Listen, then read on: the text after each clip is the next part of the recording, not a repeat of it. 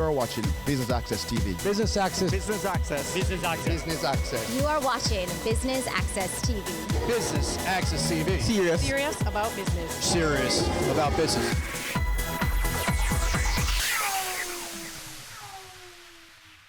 Welcome to another edition of Corporate Events. I'm your host, Amita Prasad Webb. Today we bring you the SEBI closeout event right here at the Venetian at the Terra Nova Hotel. Please stay tuned for highlights.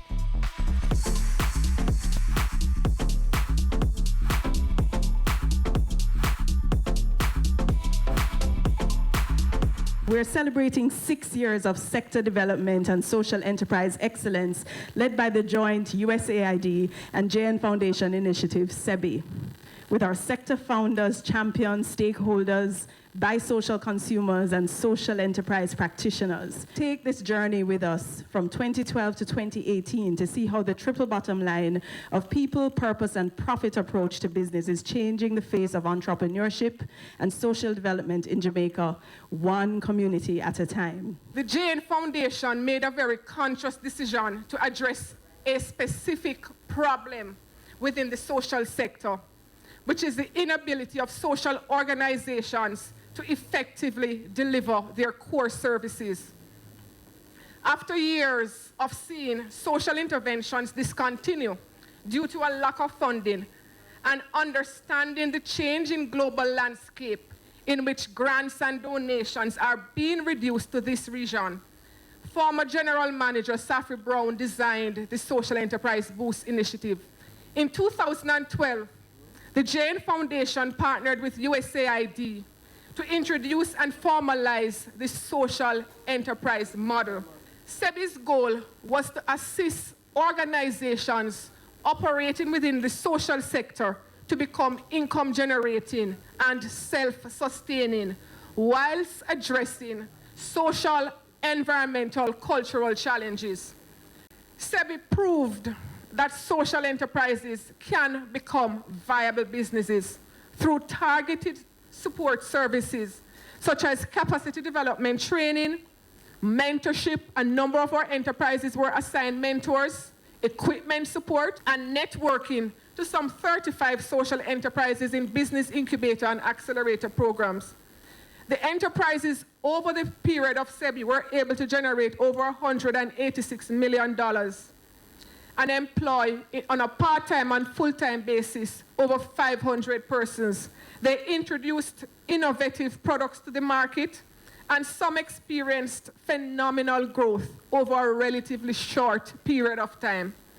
The impact of SEBI also reached over 100 additional social organizations that participated in the open network activities. Among our outcomes were inclusion of persons living with disabilities. At least 20% of social enterprises in the SEBI incubator and accelerator programs were either owned or operated by persons living with a disability. The partnership between JN Foundation and USAID has created what is now an emerging social enterprise sector. There is enthusiasm about using business as a force for good, which has been at the foundation and the heart of the JN brand. The Social Enterprise Boost Initiative, which was a partnership between Jamaica National Foundation and USAID, has ended today. For us, we are very proud of the pioneering work that we have done in terms of introducing this new form of business model to social organizations where they can move towards become more self-sufficient. Today we really recognize the enterprises that stuck through the program, the enterprises that made significant improvements. Enterprises like DEFCON, Educators, Inspire 365, Brescia, Bunkers Hill. The JN Foundation has really always done things differently, not afraid to take on new areas, new ideas, and SEBI, Social Enterprise, was another testament to the kind of innovative work that the foundation does. So talk to us about SEBI, how it came about, and what was happening at the time for it to, or why people felt that it needed to come about. The reason that we designed SEBI was as a response to these kind of ongoing needs of organizations across Jamaica for funding. And JN Foundation had tested the social enterprise model through the source in 2007, done a number of them across the country, and were able to show that social enterprises were a real tool for community development, and then responded to these organizations that needed funding, that we couldn't provide enough funding. We just didn't have enough money to constantly be able to say yes. And instead of just sort of being sitting ducks and responding with no's, we can't help you, we decided to develop SEBI as a real tool for organizations to figure out a different way to become sustainable. We saw this as a growing risk and a growing threat for the voluntary sector in Jamaica. And so SEBI was as a direct response to that threat to make sure that we provided a different opportunity for organizations before they sort of ran out of steam, ran out of funding, and closed their doors. And so this is what we had in mind when we designed SEBI. We applied under the Development Grant Program 3 with USAID and started the project in 2012. 7 years later, we're now at your closeout event, which is a big deal. What are your thoughts and personal feelings? I mean, you know, SEBI has been extraordinary. From where we started with the source back in 2007, I remember everybody looking at me and somebody telling me you're talking mumbo jumbo when I said something about social enterprise, to today where everybody understands and knows what that is.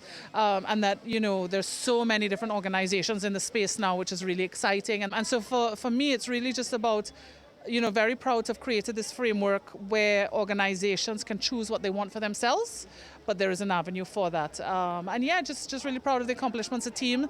We had a great project manager in phase 1, Jennifer Sharia, and Opal White in phase 2 really took the project to the next level. And so we're really, really proud of them. And then we couldn't have done this without USAID and their contribution over the years. And that was the first segment of the SEBI closeout event. I hope you still be here when we get back from break. We have more. Please stay tuned.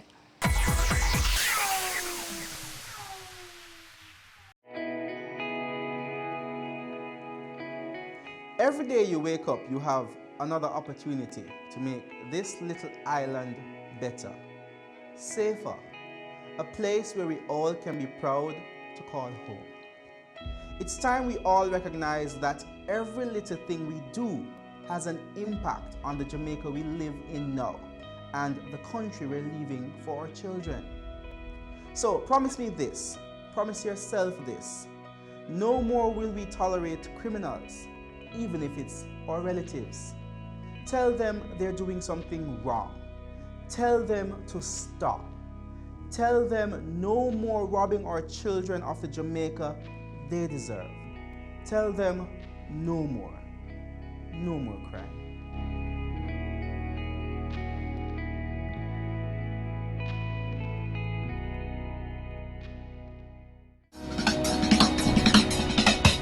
Cameo brings the creative industries to life, highlighting creatives in different fields each week. Art. My life turns art, I breathe, I eat art. Fashion. Food. Without a customer, we're nothing but four walls. Music. Film. Cameo, only on Business Access TV. Welcome back to the SEBI closeout event right here at the Terra Nova Hotel. We go straight to stage.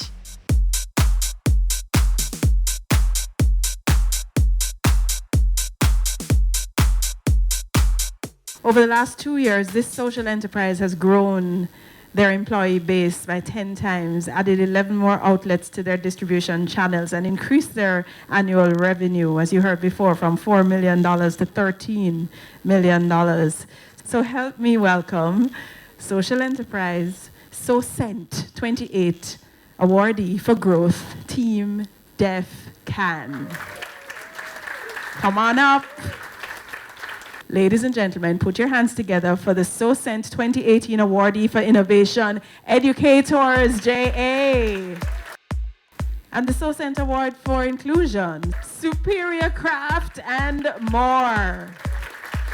And next, the SOCENT Award 2018 for Rural Generation. Next step, lifelong educational services. The SOCENT 2018 Media Champion, Ralston Hyman. Thank you so much, Ralston. Come on up. And the SOCENT 2018 Public Sector Champion, Charmaine Brim of the Planning Institute of Jamaica. Thank you for your passion. The SOCENT 2018 Private Sector Champion, that one goes to the Jamaica Stock Exchange. We're going to be handing out some certificates to all the participants of SEBI. We call them our pioneers.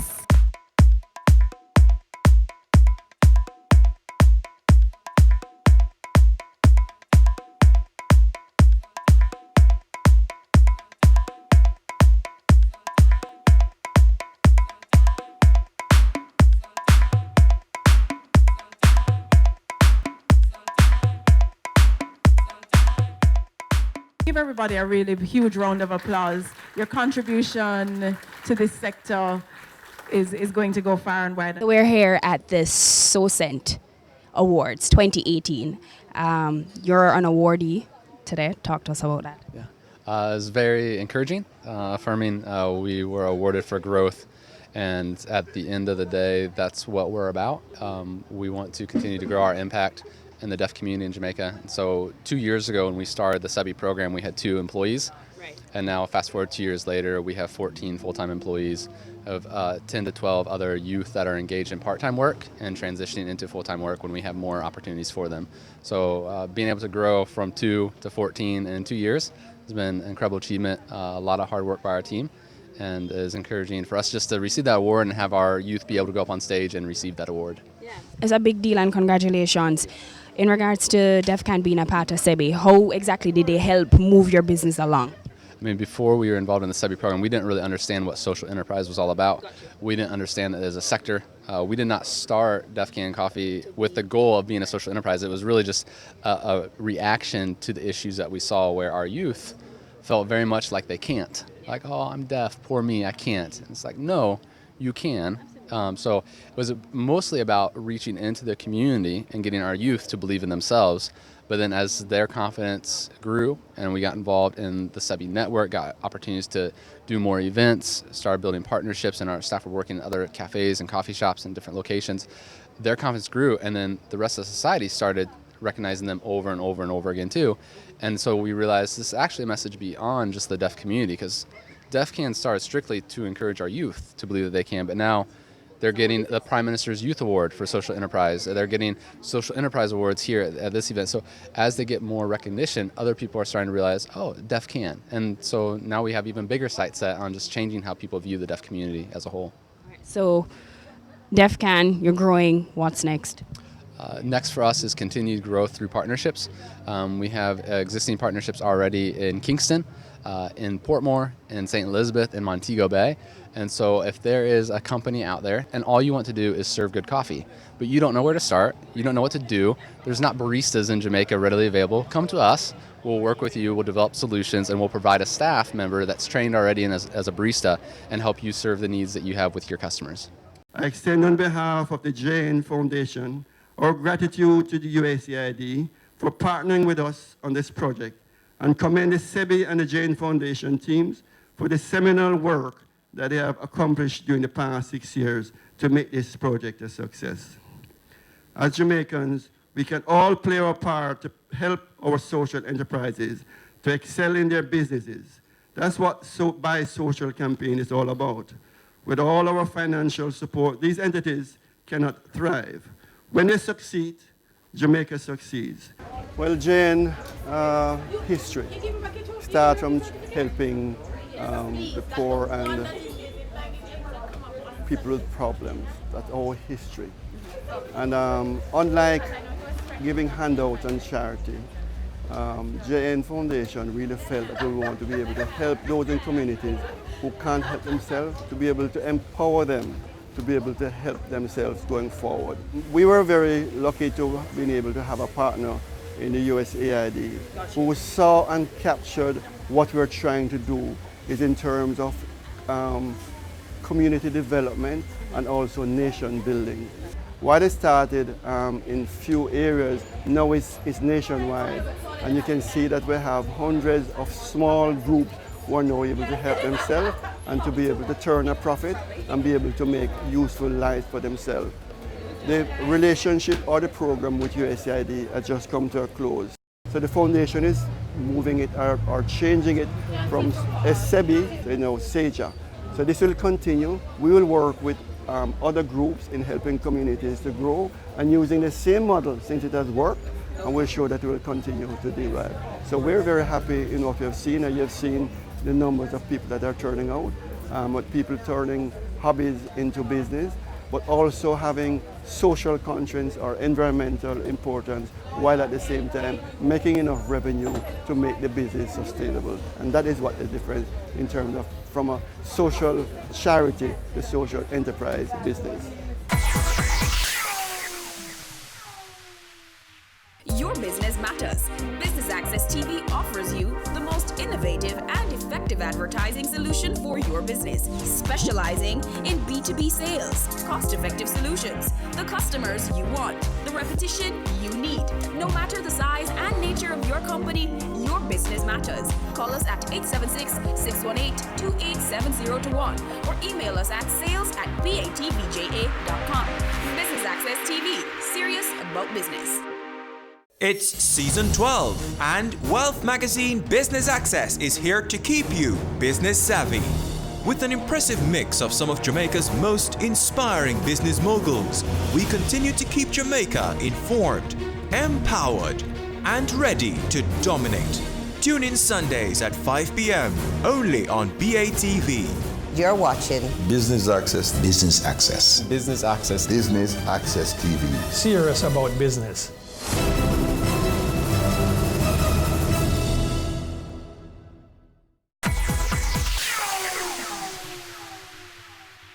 You are an awardee here today. Congratulations. Tell me a little bit about your business. So next step is a social enterprise that's focused on youth engagement and employment.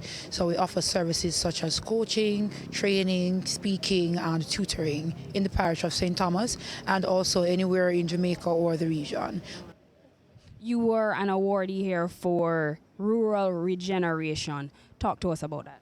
So we operate in rural Jamaica in the parish of St. Thomas, which is often underscored as a parish that is behind. So we have positioned ourselves as a social enterprise to be a part of the mission, to be a part of the change. And that started from my personal story where I had issues of self-worth growing up in a rural parish where there are so many rural stereotypes. And I looked around me and realized that the young people were equally affected just as I was. They were not delivering themselves as they should in terms of self-delivery and self-awareness. I wanted to make a change. It started a social enterprise that's really doing a great job. We partner with Heart Trust NTA, with the British Council, with various organizations that have similar mission to truly make a change while making profit. It's basically the end of SEBI. This is their closeout event. What are your thoughts on that and I guess your feelings? Well, SEBI has been a phenomenal support to our brand. So in terms of our brand presence and positioning from our look and our feel, we have gotten a lot of support. And they're also big on making sure that your capacity is built to match that powerful branding that we have at the front. So we had business mentorship. We were able to put in some systems that we did not have before. We actually know what the triple bottom line really means in terms of people, passion, profit. So we're taking care of our staff better, having the systems in place to make sure that inside and out that we are a powerful brand. That's the biggest thing that we have gotten from SEBI, and we're really looking forward to Social Enterprise JA. We're now well positioned to benefit from some of the support that will now come from the Social Stock Exchange and other movements that are taking place to strengthen the social enterprise movement in Jamaica. But what's next for our next step? Well, for next step, we're looking at actually scaling up. Our services are now well packaged. So we have Ready, Set, Go coaching program, we have a Prep for PEP mobile clinic, and we have the CCC training package, which looks at communication and other 21st century skills. So that is now nicely and tightly packaged, something that we didn't have before. So now we're pushing it. We're getting more support from corporate brands who are now booking us for services. We have had just a few international engagements, but with now the branding and the presence presence that we have with SEBI, we are sure that a lot more regional and international engagements are coming. Talk to us a little bit about Educators JA. What exactly it is that you guys do? Well, Educators is an edtech and adventure tour company. We, in essence, make learning fun by providing people with experiential learning and gamified field trips that are powered by technology. So we are combining exploration with things like playing, technology, exercise, things like that. Yeah. You are the SOCENT Award winner today for innovation. Talk to us about that. So I think, as I said, because we combine exploring with the technology, it's not a virtual experience. It's more of people going outside, learning about their country. People are involved at the same time, but the phone is really what's different. Using your phone as a tool. We have an app called Adventures. So people can download this in the App Store. It's not available on iPhones as yet, but the app, in essence, allows you to explore, learn, and have fun. Talk to us about Educators Jamaica and your involvement with SEBI and how you've grown by being a part of SEBI.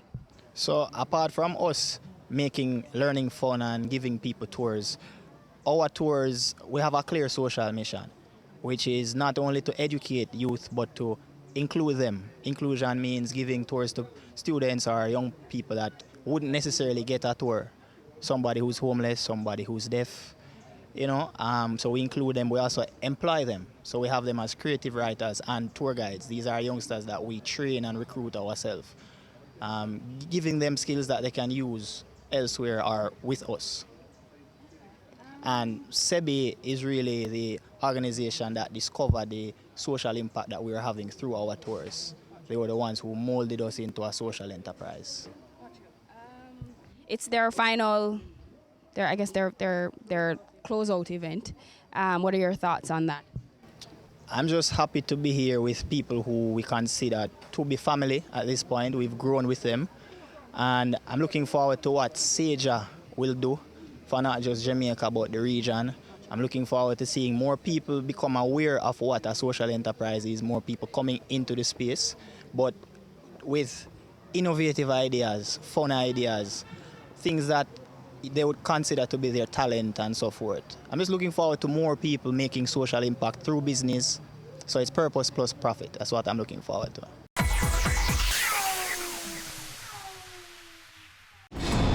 We are back with another exciting, innovative and inspiring season. It takes a lot of stick-to-itiveness, being consistent and persistent in whatever you're doing. That's the bottom line. Business exists to add value to people's lives. And if we're not doing that, might as well lock down the store and just call it a day.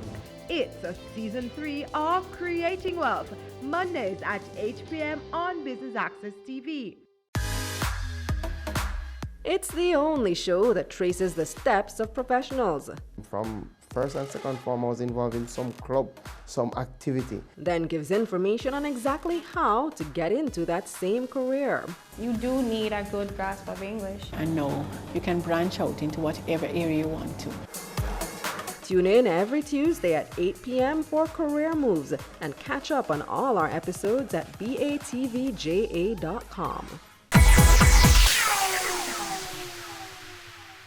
So we have with us Miss Charmaine Brim of the PIOJ, who is the Public Sector Champion Award right here at the SEBI Awards. Talk to us about that. What is your involvement with SEBI? JN Foundation actually engaged the PIOJ in 2015 around the premise of the work that they have been doing for the social sector and sharing with us some of the gaps that were in the sector. And one of them was the fact that there was no policy framework to support the sector. So we were actually successful in lobbying the Ministry of Industry, who, on the request of the Bank of Jamaica at the time, who wanted a limited review of the MSME and entrepreneurship policy, the PIOJ lobbied MICAF to have some consideration to include discussions around the social enterprise sector. And resulting from that, a new chapter was developed called the Social Value Creation. That's now added to the policy. So that's the big championing of the PIOJ in one way, and the other is that from a programmatic standpoint, the Community Renewal Program is a program within the PIOJ, and the primary goal of that program is to coordinate initiatives towards effective program delivery at the community level, and we target the volatile and vulnerable communities across 5 parishes. One of the key pillars under the Community Renewal Program is socio-economic development. And that includes looking at the strategy that deals with promoting entrepreneurship. So in the context of promoting entrepreneurship and looking for good business models that can advance sustainable development at the community level, then the social enterprise model was a good one for us as well. So it is a model that we have actually adopted. And we have found that the model is a good one. It's a high growth model. And the idea is to continue what SEBI has started. We're going to be very much involved in the conversations with JN Foundation regarding SEJA as well. As you would have heard today, it is intended to be a multi-sectoral approach, right, kind of entity. So the conversation and the work continues. PSTO Mobility Center is a social enterprise boost initiative that caters for persons with disability, preferably persons with physical disability who use mobility aid products. So we are here to solve that problem for persons with disability. Talk to us about your involvement with SEBI. So as an organization, we as established as an organization, and then we see the needs of the disabled community not able to fit in society because of these challenges that comes with the wearing of the chairs or the crutches or the cane, whatever mobility needs there are. And so as an organization who advocate for persons with disability, we ensure that we represent them to the fullest. And so out of that, the Mobility Center was started. And then when SEBI came on board, of course, that was our opportunity to make ourselves visible and to be seen into what we do. So SEBI came with a lot of opportunity for us. It provided us with the skills we need. It provided with some of the tools and equipment that we need, and the retraining areas that we had underlooked or overlooked. So we're happy for the partnership with SEBI. As you know, jobs are hard to get, and can you just imagine for someone with a disability unemployed? May have the skill, but access and other things may deter these business persons to employers. So here we are now with SEBI, creating employment and training for our members. That it's a huge benefit within the disabled community when we can recognize our need and solve our needs. Disability is a state of mind. It's not a death sentence, a life sentence. So you live with your disability, you don't die with it. That's what I want to tell them. So this is an opportunity for them to get up and accept themselves as a person with a disability. Because you are a person first. And once you know you are a person, there is responsibility that comes with being a person. So you're going to live to your fullest. That's my advice.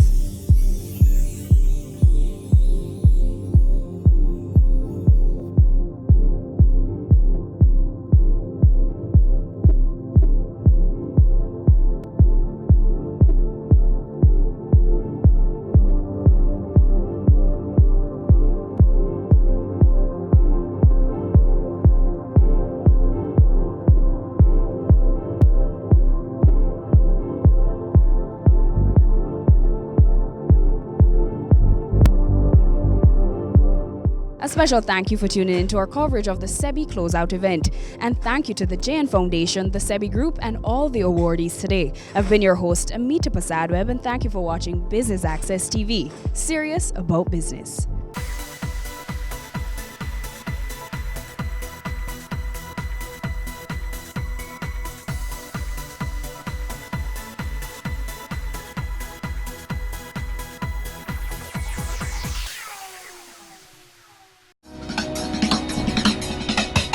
Cameo brings the creative industries to life,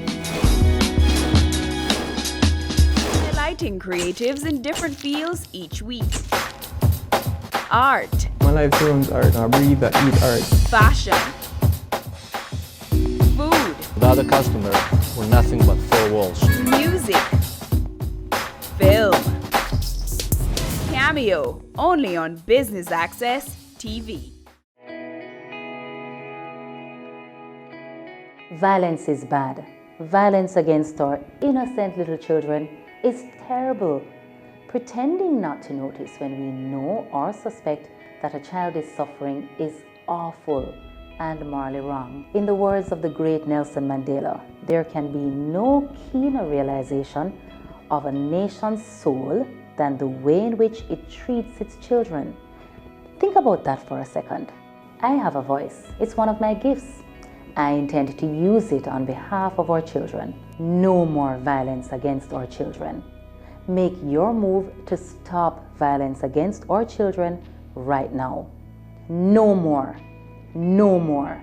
No more.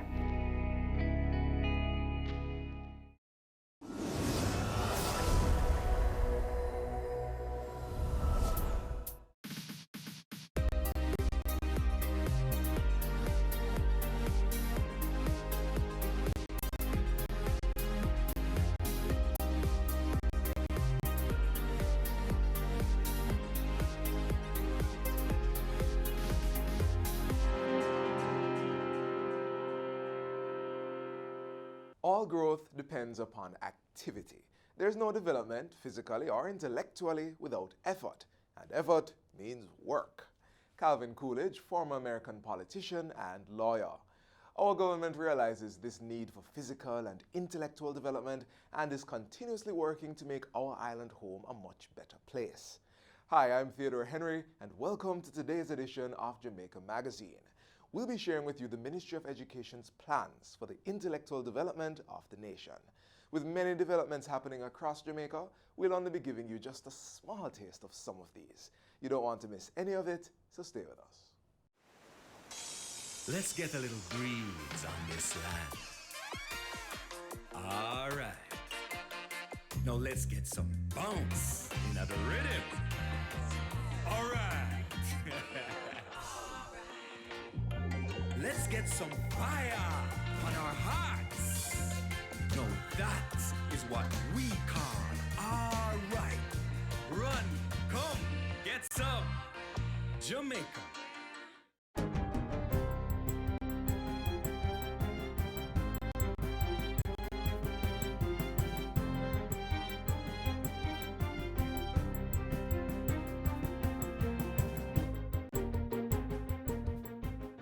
Good day, I'm Stephen McHugh, and this is your JIS News for Wednesday, August 21. A draft National Spatial Plan, NSP, is to be completed by December. Minister without portfolio in the Ministry of Economic Growth and Job Creation, Darrell Vaz, made the announcement Tuesday. He was addressing the opening of the NSP Technical Symposium and launch of Phase 2 of the NSP's development. The draft spatial plan will guide national development and decision-making through the optimal planning, use, and management of the island's resources. Phase 2 of the three-part project will focus on updating the 1978 National Physical Plan, which has been in existence for over 30 years. Attention will also be placed on the development of a National Spatial Planning Information Technology platform. The NSPIT platform will be accessible to the general public and aims to ultimately provide all the spatial planning database and information to support online application and processing of development applications. All the ministries, agencies, and departments involved in the development processes will therefore benefit from a state-of-the-art and dynamic IT-supported spatial plan. The $1.33 million World Bank funded program is being implemented as part of JAMPRO's National Competitiveness Project. It's part of the larger 5-year $19.8 million adaptation program and financing mechanism for the pilot program for climate resilience. Farmers in Accompong St. Elizabeth are currently planting cannabis for medicinal use. The move follows the recent signing of a tripartite agreement under the Alternative Development Project to transition traditional cannabis farmers from an illicit framework into the regulated environment. The Accompong Town Maroons, Timeless Herbal Care, and the Cannabis Licensing Authority are working to determine the best practices within the regulated environment for cultivation and processing of cannabis for medicinal use. The project aims to promote sustainable development and poverty eradication. It is also intended to ensure that the Dangerous Drugs Act of 2015 is enforced, while protecting the human rights of all citizens, including traditional ganja farmers. Still on farming, 4,000 producers are now diversifying their crops with the introduction of MD2 pineapple suckers. 70,000 suckers were provided through the Rural Agricultural Development Authority's Production Incentive Program. Farmers from St. Elizabeth, Westmoreland, St. James, Hanover, Trelawney, and St. Anne are benefiting from the $280 million initiative. They received the pineapple suckers recently. This is a revolving program to which each farmer will be required to give 2 suckers per plant back to RADA for redistribution to other selected farmers. In other news, 24 tertiary students can now pursue a variety of degree programs with scholarships and grants valued at $17 million. The funds were handed over Tuesday under the Governor General's 7th Summer of Service program. The truth is, we have some brilliant students who need financial assistance to further their education. This program, the Summer of Service, provides some assistance to help them to become the best version of themselves. The Summer of Service program is part of the Governor General's I Believe initiative, which was launched in 2011. So far, 73 students have benefited from the program. Persons registered on the Program of Advancement Through Health and Education, PATH, are being encouraged to utilize its post-secondary grants to assist with back-to-school expenses. PATH beneficiaries who are moving on to further studies may apply for the grant within 2 years of leaving secondary school. Grants valued at $15,000 to $30,000 are available for use to resit CSEC and CAPE subjects or to pursue certificates, diplomas, or associate degrees. Application for this grant closes October 31, 2019. Beneficiaries must be registered at an approved post-secondary institution such as the Heart Trust NTA, high school 6th form, or a community college. Meanwhile, persons moving on to tertiary education and enrolling in the first year of a degree program are eligible to apply for a tertiary grant through their respective institutions. The grants are valued at $100,000. And finally, the Transport Authority has expanded the number of companies that are able to install tracking devices on public passenger vehicles, PPV. Minister of Transport and Mining Robert Montague says PPV owners are now able to get tracking devices through any company they choose. The owner will be required to provide proof of installation and an activity report from their tracking system for the last 30 days on request by the Transport Authority. The Transport Authority is also reminding the public that the installation of tracking devices is mandatory for new applicants of PPV licenses and will soon become mandatory for all PPV operators. The use of tracking devices on public passenger vehicles falls under the Minister of Transport and Mining's 16-point transformation reform proposal. And that's it for JIS News Today. I'm Stephen McHugh. Thanks for watching.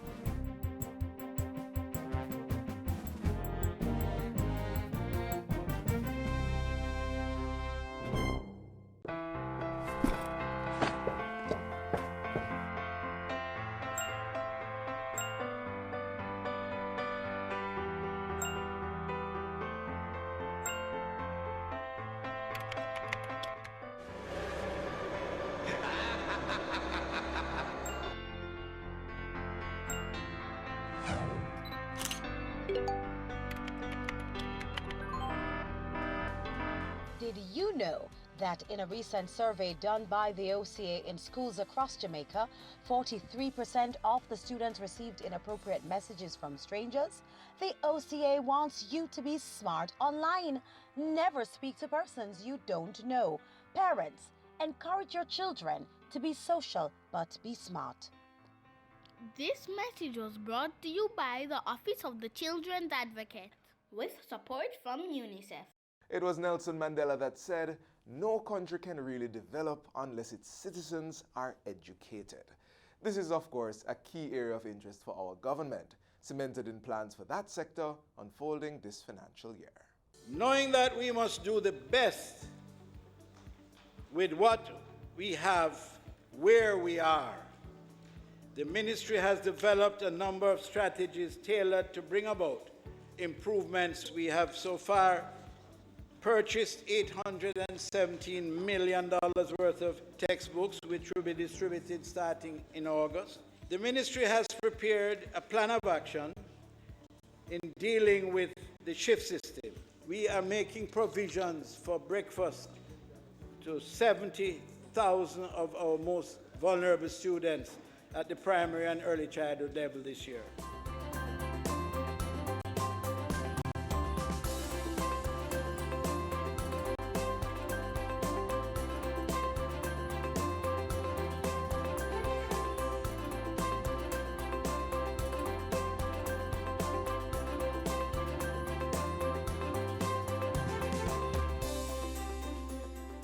For the upcoming school year, students in grades 1 to 13 will benefit from $817 million worth of textbooks, electronic aids, and other supplies. The inventory taken of books that were stored in storerooms across the country have been identified and reallocated so that it reduces the demand for books that we have had to buy. Plans are also in place to feed 70,000 vulnerable students under government's breakfast feeding program.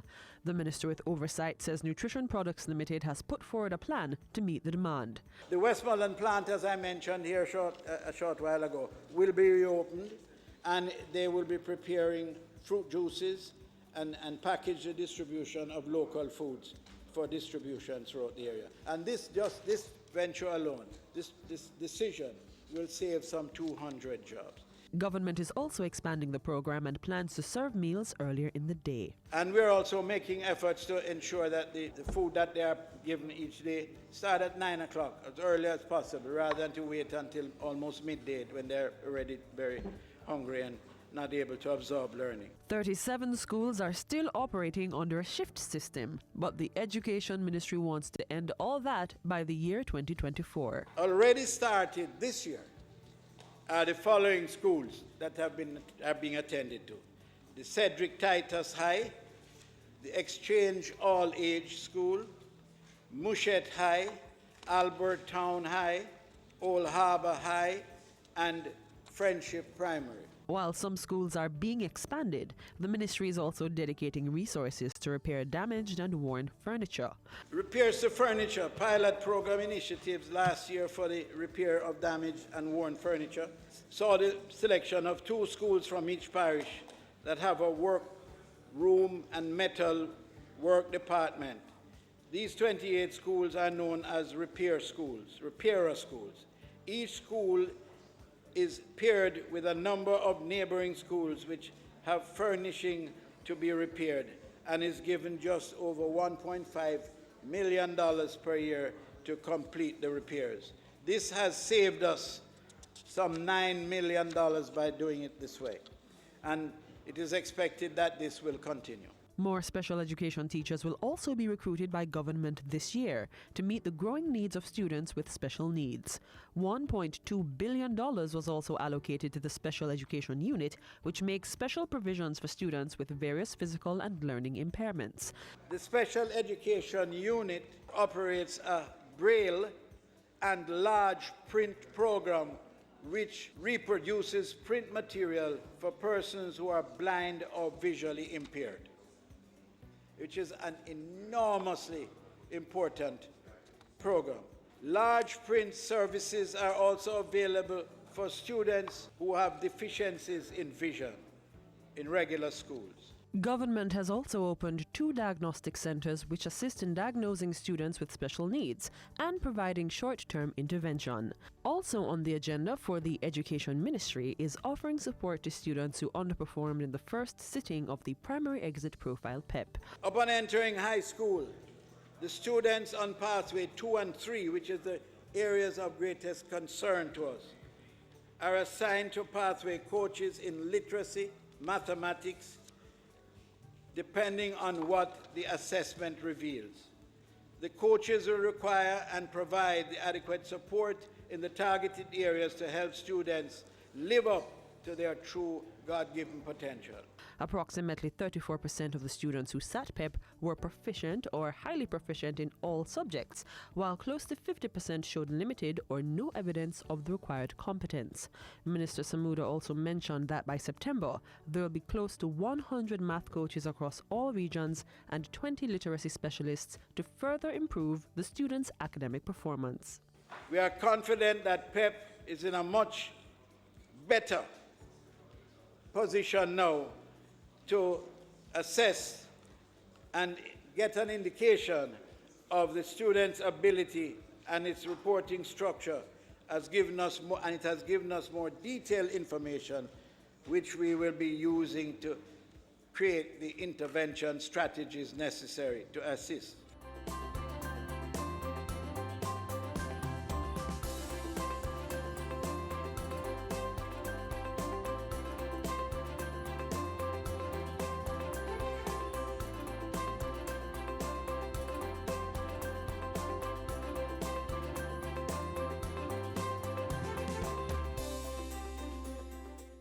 Hey there.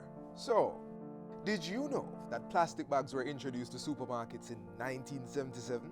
The production of plastic bags are toxic to the environment, as the process involves the use of petroleum, natural gas, and other chemicals.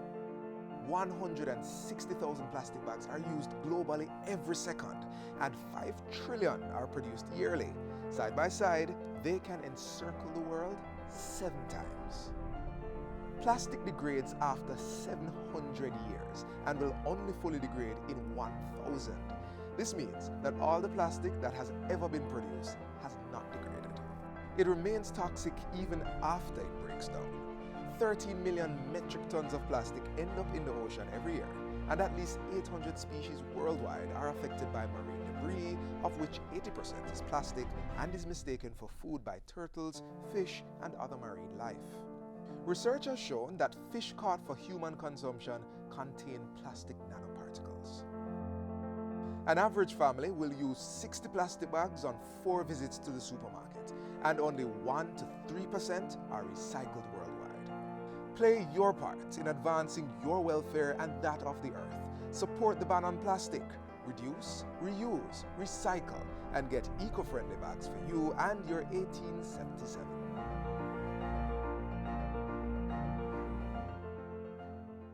Further developments continue in our transport sector with a special police branch charged to manage traffic on our roadways. We now bring you our talk with the Public Safety and Traffic Enforcement Branch, PSTEP.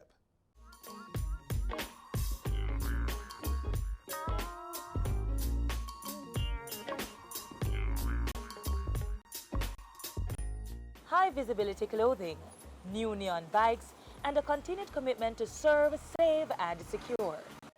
The Jamaica Constabulary Force JCF's fairly new police division is designed to maintain safety on our roadways. It's the Public Safety and Traffic Enforcement Branch, PSTEP. As of August 29, 700 members have been deployed across the corporate area and St. Catherine to allow for greater traffic management and safer public spaces. But what exactly is PSTEP? PSTEP is a merger between the Motorized Patrol Division and the Traffic Division. And what has caused that is because of the rampant disregard for the usage of the road. Apart from that, we realize that we need strength of personnel on the roadways to deter some of the things that are happening. And what of the branch's roles and responsibilities? Our mandate is really to cover as much intersections and corridors as possible to ensure that the offenders, regular offenders, desist from doing the regular things that they used to do. Every corner you turn in the Harper Tree area, in Walton Park, down by East Avenue, where we have the one-way, we have presence there to ensure that the rules of the road is maintained. When you come out of Portmore, for example, or people coming from the country, and they come into Marcus Garvey, and they diverge in East Avenue. Once it's East Avenue, there's somebody there directing traffic, pulling traffic out, so that it doesn't back up back onto Marcus Garvey. And the police is always there for guidance. So if you don't know where to go from there, we're there to show you. And with their bright neon yellow uniforms and similarly colored bikes, the PSTEP members are hard to miss. The division has also been attracting attention and commendations for its sustained presence on the roadways and its role in restoring public safety, reducing crime and disorder, and improving public trust in the police. But the truth is that we have been getting a lot of complaints. On a daily basis, you'll see taxi men. You'll see them lining up in lines coming down. We have people honking horn to show their appreciation. People are able to tell us by Twitter or other social media how much they appreciate us. They're able to go home on time to their family, etc. And all it takes is for us to just be present. As the JCF continues its work, the public is being asked for full cooperation. I just want to say to the public that peace step is due, but policing is not new. And we are here to maintain the peace. Just want to work with us and to ensure that we have a free flow of traffic in the corporate area. Peace Step is just one example of the JCF working to serve, protect, and reassure with courtesy, integrity, and respect for the rights of all.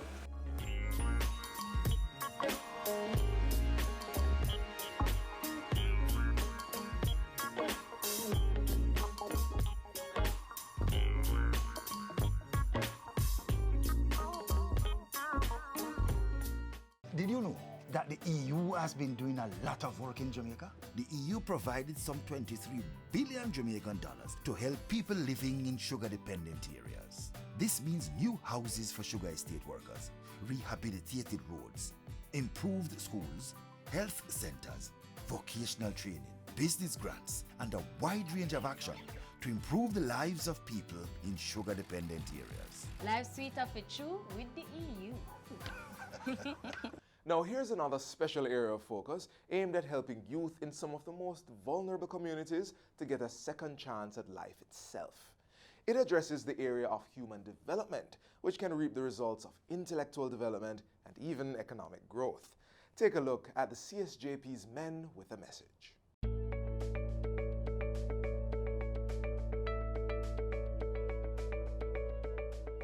The Citizen Security and Justice Program, CSJP, is a crime and violence prevention initiative. It was developed by the Ministry of National Security to enhance security and justice by addressing the social and economic factors that help foster crime. In 2010, the program launched an outreach initiative called CSJP's Men with a Message. It is a group of messengers who are reformed men whose stories are aimed to inspire other young men. Well, I've been a member from the inception of the group from 2010. My role is giving tips and caution to at-risk males, and just to show people that change is possible. CSJP come and put me on the platform for a better life. My role in the program, I have to encourage my fellow member that we have a task and a journey. My role is also to empower the young youth them. They were recruited using different criteria. There had to have been proof that they had been out of crime and violence for at least 2 years. They also had to get recommendations from the police, from the community members, and from especially like the community development committees. We must firstly understand that it's a journey. And if they were coming from the other extreme, you know that naturally a lot of workshops, a lot of personal development activities would have taken place along that journey. So they've been able to adjust their behavior. They've been able to reflect within themselves and say, if there are other youngsters who are looking up to me, the onus is on me to act in a particular way.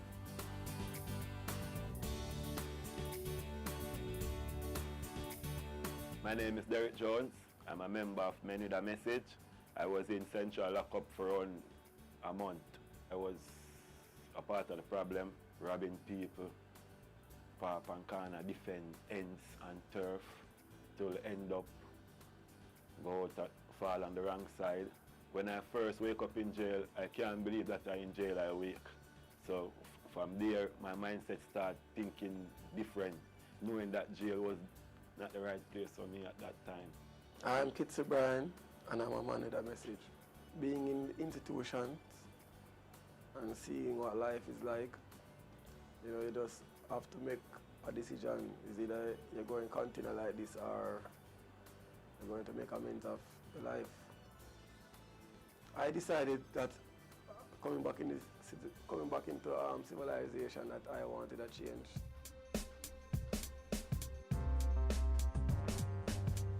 We definitely see where the Men with a Message initiative, I mean the CSJP on a whole, but also in particular the Men with a Message initiative, has been having significant impacts on the youngsters across this island. One such evidence is it being the demand that is there for the program, for the young men to come and speak at the different schools. And not only have they been asked to come and speak, but there have been many calls for them to return. I remember a particular place, it was somewhere over in St. Andrew, but there was a young man there who said that he knew me before all of this, and you know, when I gave him a message and I finished and the young man came, you know, he was crying, tears running down his face, and he was asking me that if I don't remember him, but honestly I didn't know him, but he said that he knew me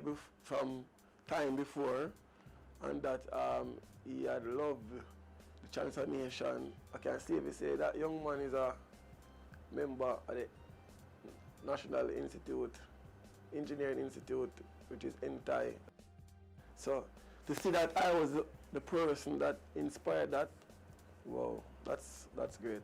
They are representing a brand that is synonymous to peace building, a brand that is synonymous with law and order, right? So the Men with a Message are always expected to be good ambassadors of the program, of the CSJP, and of the Ministry of National Security, which is our parent ministry. Don't follow a friend when I have nowhere going. Badness is madness. Stay in school. Garvey, teach with that anywhere we go. Read something before we reach. Even if we sit down and waiting on the people, we need to read something. Read a book, and you would see the difference between you and the man when I read. Favored, preferred, the prepared mind. We have the power, you know, to form and shape our future. And I'd like to think that, you know, if you want good for yourself, then you'd want to choose the positive way too. Other people are doing what they want to do. So if I have a dream, I don't see the reason why I can't go there and achieve it, just like any other human being.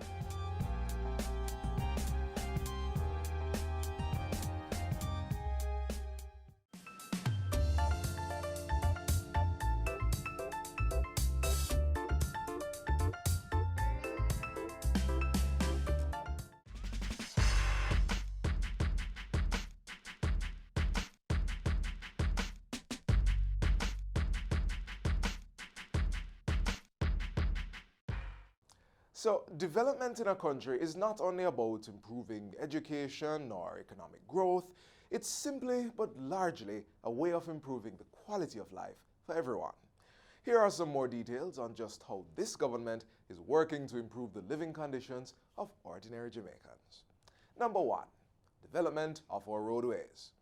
Government has created the Road Infrastructure Legacy Projects that fall under its Major Infrastructure Development Program, MIDP. Through this initiative, we're seeing several major roadways being rehabilitated. Number 2, development through the plastic ban. As of January this year, the government imposed a ban on the importation, manufacture, and distribution of single-use plastic bags, straws, and polystyrene. This initiative will help in areas such as climate change, pollution, and the safety of sea animals. Number 3, and our last point, development in economic investment. Government gave ordinary Jamaicans the opportunity to purchase shares in Wigton Wind Farm Limited. 11 billion shares at 50 cents each were offered under the IPO. While those are some pretty impressive examples, they are just pieces of a much larger puzzle, coming together to make Jamaica the place of choice to live, work, raise families, and as you can see, to do your business.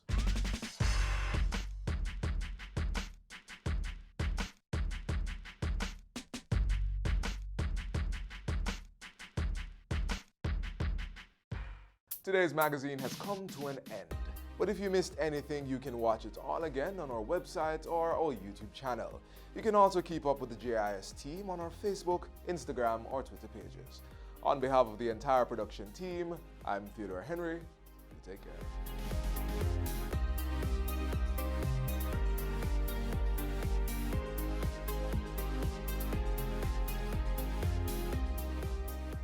This has been a production of the Jamaica Information Service, The Voice. It's season 12, and Wealth Magazine Business Access is here to keep you business savvy.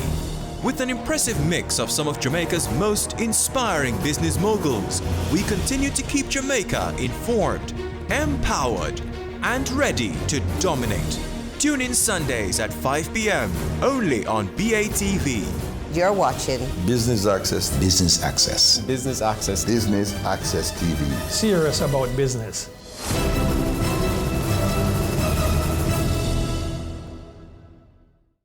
Business current affairs you can relate to.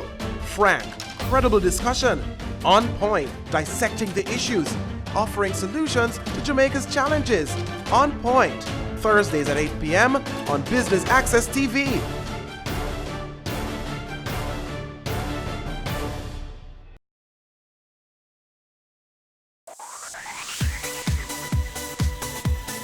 You're watching Business Access TV. Business Access. Business Access. Business Access. Business Access. You are watching Business Access TV. Business Access TV. Serious about business. Serious about business.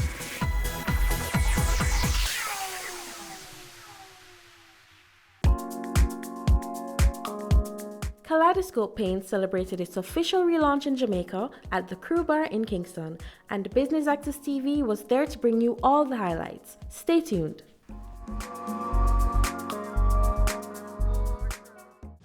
To the management team from KPL Group, the parent company for Kaleidoscope Paints Trinidad, Mr. Mahindra Deval Singh, the export manager, and I'll also take the opportunity to extend the sincerest apologies on behalf of Dale Parson, the CEO of KPL Group. He could not be here, but of course, he certainly hopes that everyone has a fantastic launch. To the reps from Matalon Distributors, in particular, Andrew Matalon, CEO, Nicole Masters, the marketing manager, the management team from Matalon Homes, the management team from Tankweld, specially invited guests from the real estate, the building, and the construction industry. I also noticed that we have some interior decorators here as well. Friends of the media, all. Good afternoon. My name is Terry Carroll, and I have the pleasure of being your host this afternoon for the Kaleidoscope Paints Limited media launch. And I'll be very honest with you, it's not just another Sunday, and we're not just launching another product. But thank you so very much for being here. Now, the reason why this is very timely, and the reason why this launch is very relevant is because, one, Jamaicans like to spruce up them place, especially at Christmas time. Everyone knows this. Even if you weren't planning on painting, once you start to see the festivities and the vibrancy, you say, all right, you have to at least spruce up some area in your place. Number two, we have seen the development that is taking place in Jamaica. On every corner, on every street, we see the development, the construction industry doing very well, which means that wherever we have building construction, we clearly need paint. And another thing that makes this so beautiful is because Jamaicans, we are known for supporting and loving family-owned businesses. And this is one of them. Now, for those of you who may not know, Kaleidoscope is a top quality paint that will sell itself once customers start to use it. They're celebrating over 48 years of being a leader, not just in the Caribbean, but in South America. The person who's probably best to speak about this product is Mr. Mahindra Deval Singh, and I hope I pronounced your name correctly, the export manager from the KPL Group. Please make him welcome. Ladies and gentlemen, good afternoon. It's my pleasure to be here to help to reintroduce Kaleidoscope Paints to the Jamaica market. This really feels like we are coming back home, as we were strong players in this market for about 6 years, but exited when our distributors at the time, Facey Commodity, changed ownership from the Matalon Group. So it's more than fortuitous that we are back with the Matalons, with whom we have had so much success in the past. Both our companies share similar values and hold our corporate family culture close to our strategic alliances.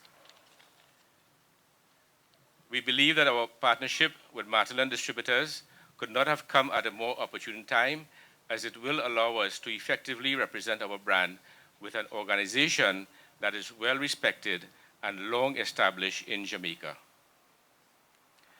This alliance with Matalan Distributors has also created an avenue for us to share our technology with the Tankwell Metals Group, of which Matalan Distributors is a subsidiary. And on behalf of the KPL board in Trinidad, I have to say a special thank you to Mr. Peter Matalan and to Mr. Chris Bicknell, Group CEO and Chairman of Tankwell Metals, for giving us this opportunity. Today is a launchpad for the re-establishment of the KPL Group through our high-quality products as a household name in Jamaica. This year, Kaleidoscope Paints celebrates 48 years of being a leader in the Caribbean paints industry. Our mission is to be recognized as a world-class family-owned company in the Caribbean and South America, recognized for manufacturing high-quality products and services while providing personalized business relationships, customer satisfaction, employee motivation, and shareholders' value. Our core values emanate from our mission and is entwined in our business operations. We are family-oriented and seek to cultivate partnerships with our customers as opposed to mere business transactions. KPL's brand is well established throughout the CARICOM territories and some South American countries. 4 decades of Kaleidoscope's history have taught us what's important to our customers. We have not only responded to their need for beauty, color, performance, and durability, we keep surpassing expectations with new, innovative, and high-quality products that continue to be winners. In technical evaluations against top leading competitors, over the past 5 years, Kaleidoscope has been the standout winner in the following categories, which are key essentials for the Caribbean consumers and contractors. We are the best in whiteness, most brilliant white, the whitest white. Opacity, best coverage, ability, and obliteration properties. Gloss, highest sheen. Scrubbability, which is durability, longevity, power to withstand exposure to the Caribbean elements. Viscosity and alkalinity, rated #1. But that's in Trinidad, and Trinidad is half the population of that of Jamaica.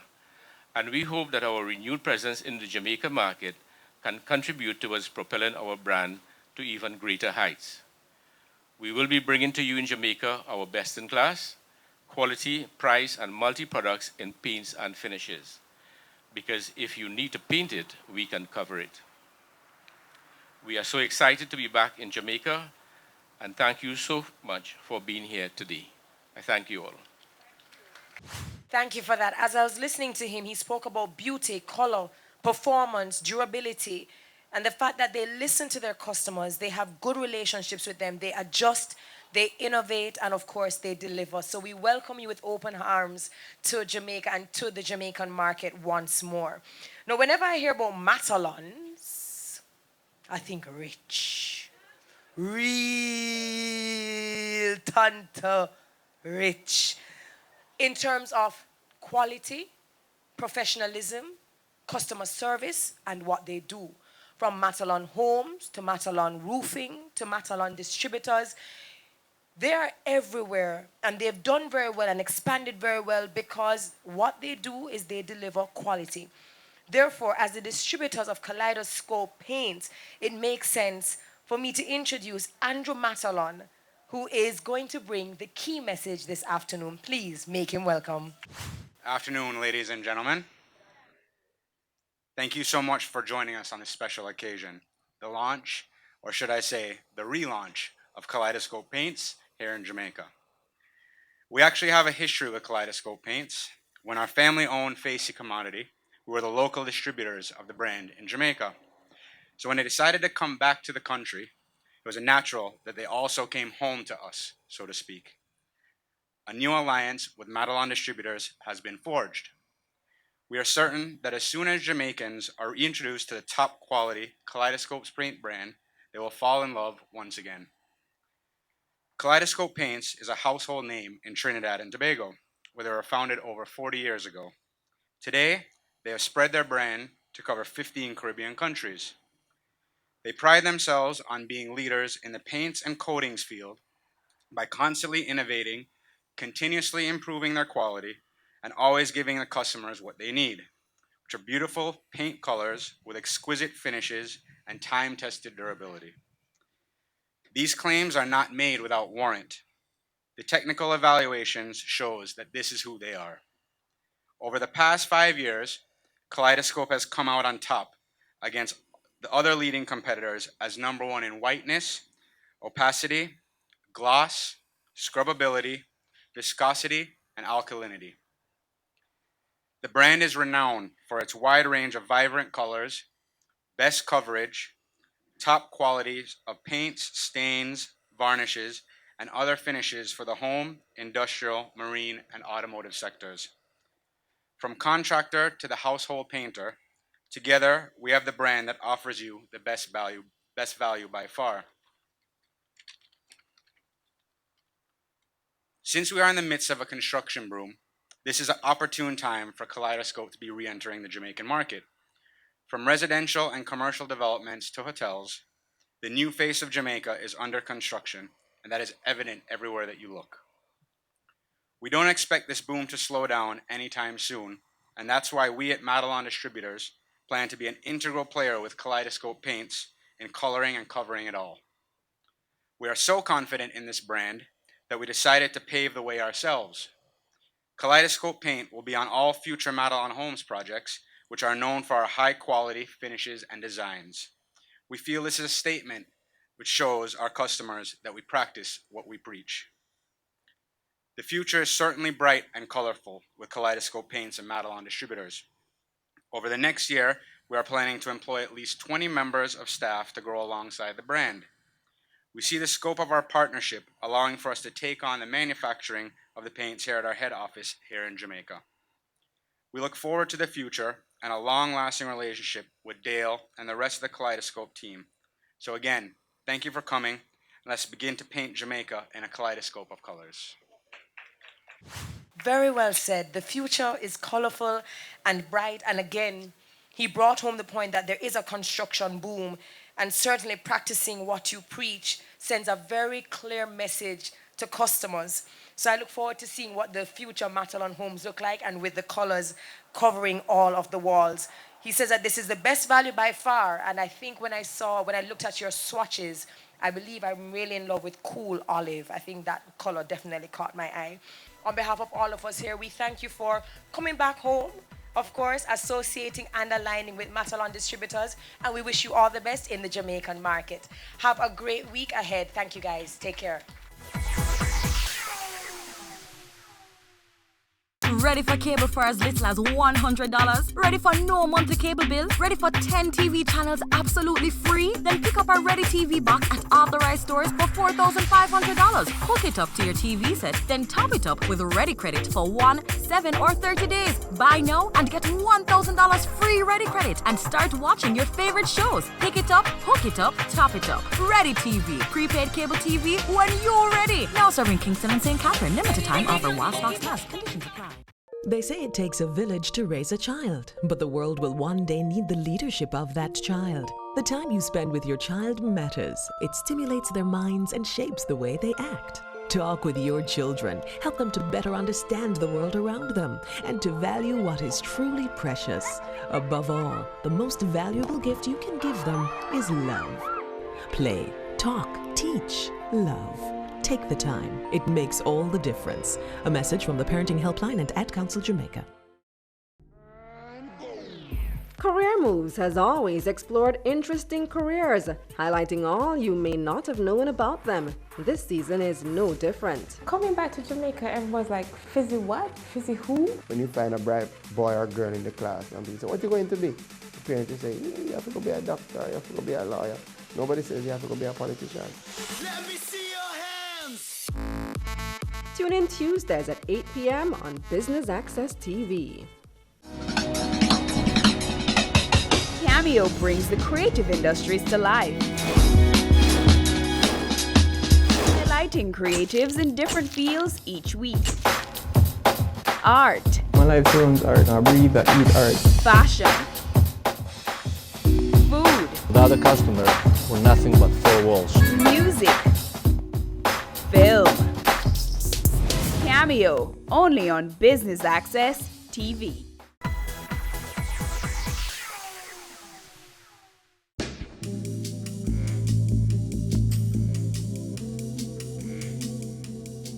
Kaleidoscope Paints is relaunching here in Jamaica. What's the significance of you guys coming back to Jamaica?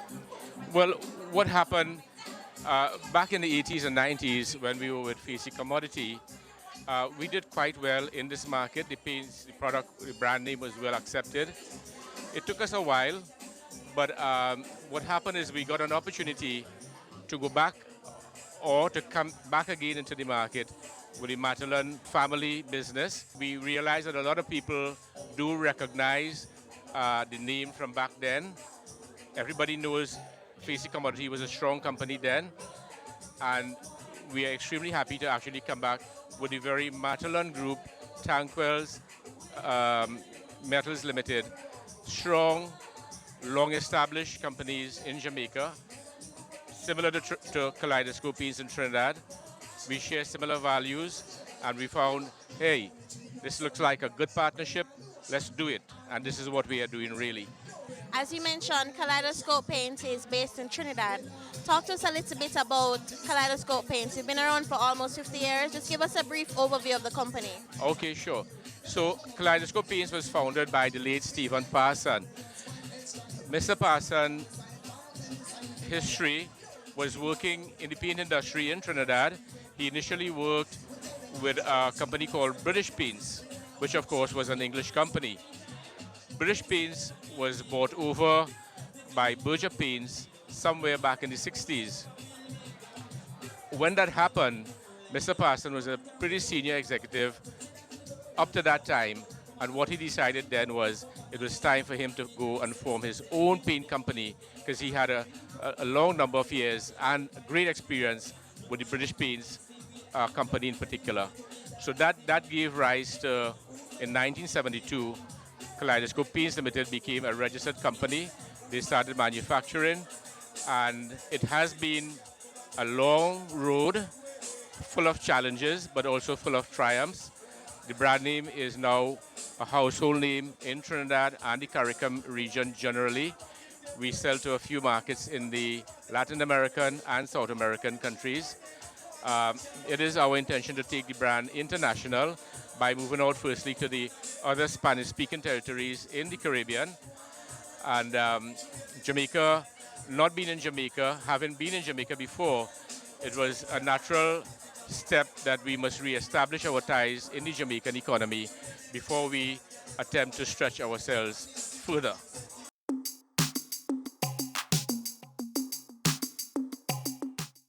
What makes Kaleidoscope Paints a standout brand on the market? Their quality and engineering that they go through regularly. They're tested and rated for a whole host of different awards against top competitors.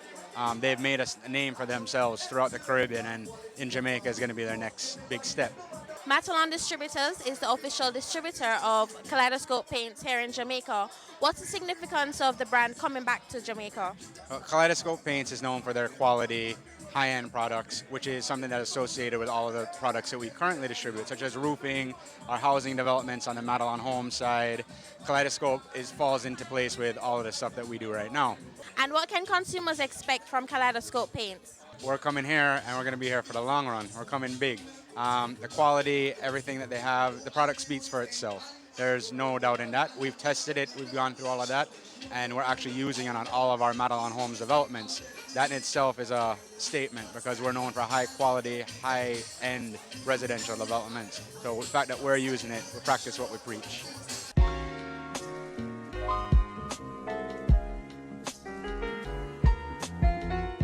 Kaleidoscope Paints has officially launched today. What are you most excited about being here in Jamaica? I'm most excited that, one, it's a family-owned company, and because it's a family-owned company, we basically look to family values. So we look at the impact of when people are owning a home and how dear their home is to them. So we look at quality, we look at affordability, we look at scent, everything that goes into painting. We know there are several paint brands on the market, but what makes you stand out the most? We have variety and we have affordability. And I think that is the most important thing. And we are accessible. You know, sometimes some companies get so big, you know, their customers are oftentimes alienated, but that's not the case. We go directly to our consumers and they can expect that from Kaleidoscope at all times. Do you have anything that people can look forward to in terms of getting the brand out there? Of course, we'll constantly be doing promotions. We will be doing a lot of charity events. We really want people to benefit, the Jamaican people to benefit from this product in all aspects.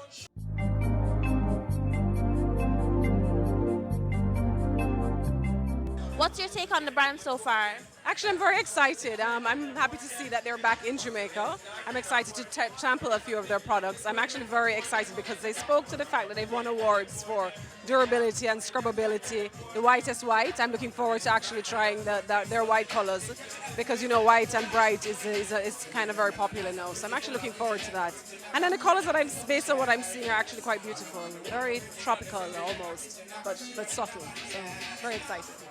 As an interior decorator, from your stance, how do you think Jamaicans will accept this brand, basically? I think they will. I think they'll accept it. As decorators, it's our responsibility to actually push the product. It's from the region, so that's very good. I really like to support and build local, and by local I mean the local region, at least in this case. So I think they will. The colors are beautiful. I can't imagine that people won't love the colors. I think they'll do really well because they actually really have some very, very nice colors. Yeah.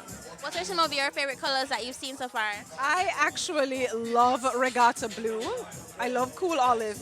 And there's Icicle and Spice. Oh my gosh, and there's one other beautiful Blossom. Blossom and Clay Pot are also some beautiful colors. Yeah.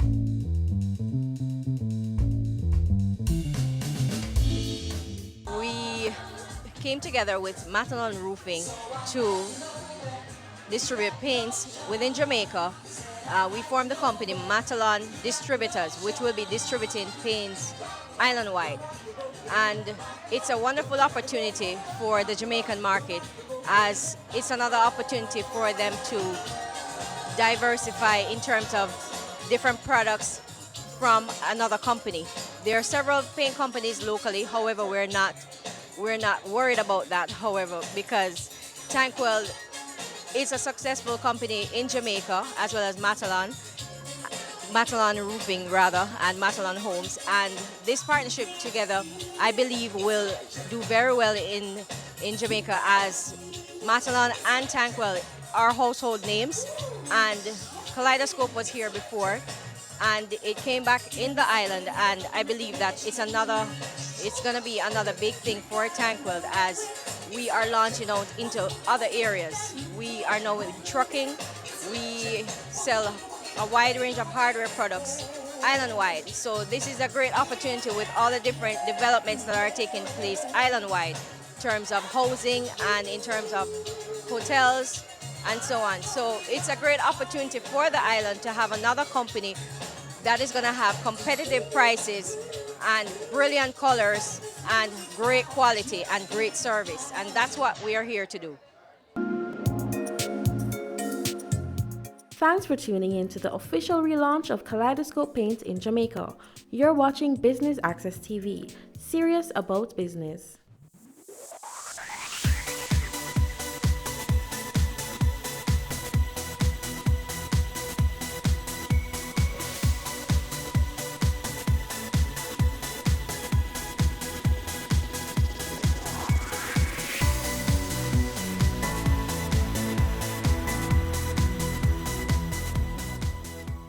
Now presenting the Jamaica Social Investment Fund ICDP Enterprise Development Project.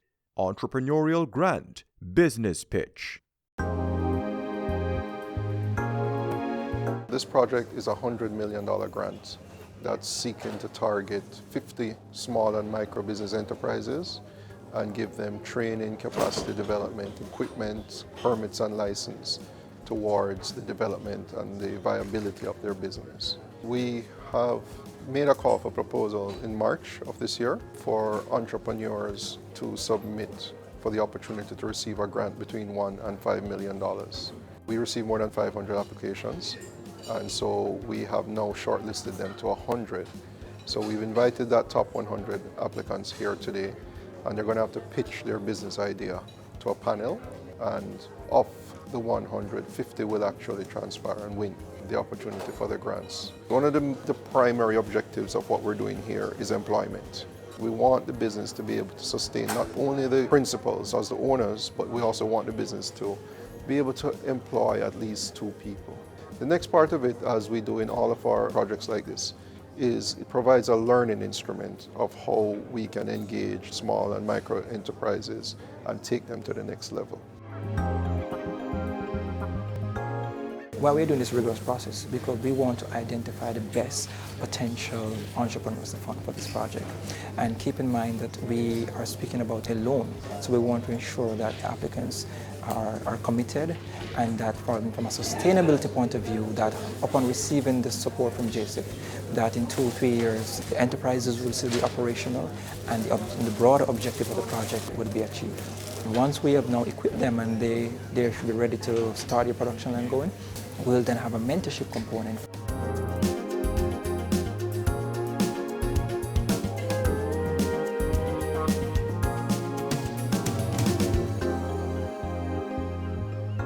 It has been a very competitive process.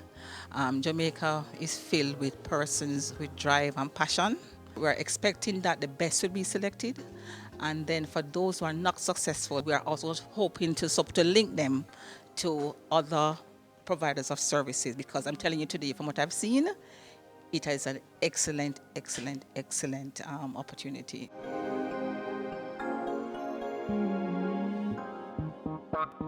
It's worthy of note that many persons coming here today already have some kind of semblance of a business, but they need the additional support to move that business to the other level, as well as some persons that come in with just proposals to start from scratch. On behalf of the JSIF, we want to really thank the DBJ and other partners from UWI who came to be part of the panel, and just to remind you that the JSIF is here and we're investing for community development.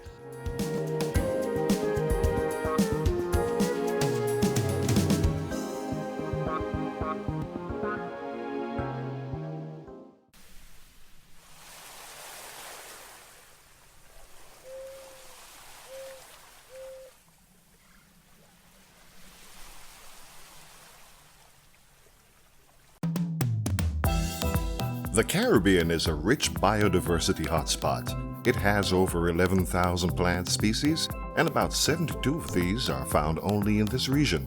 This richness also extends to the Caribbean people. Their traditional knowledge of the region's varied natural resources has integrated nature into the economic and health sectors worldwide.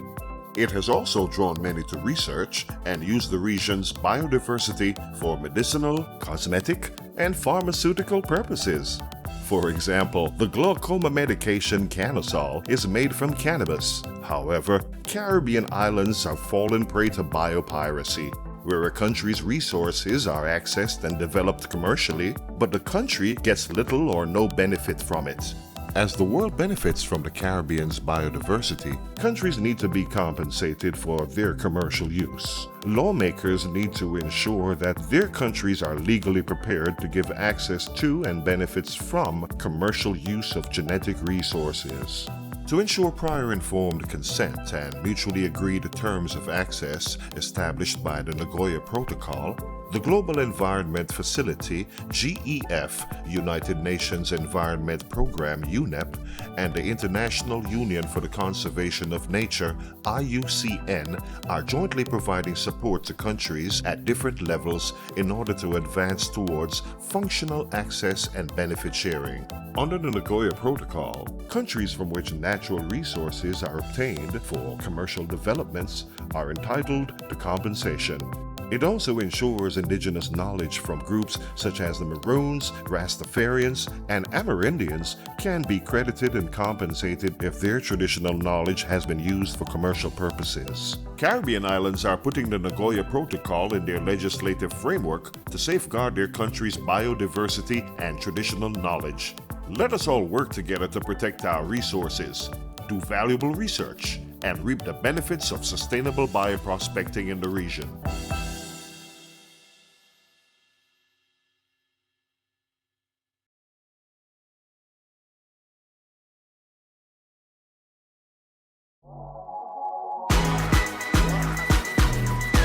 The Good Life, your trusted source for useful health and wellness information, lifestyle tips for the mind, body, and soul.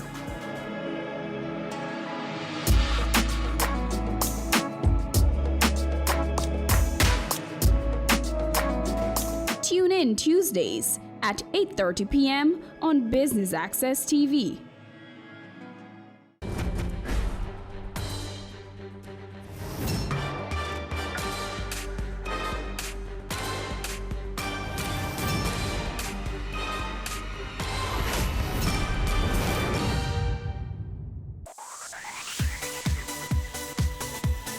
You're watching Business Access TV. Business Access. Business Access. Business Access. Business Access. You are watching Business Access TV. Business Access TV. Serious about business. Serious about business.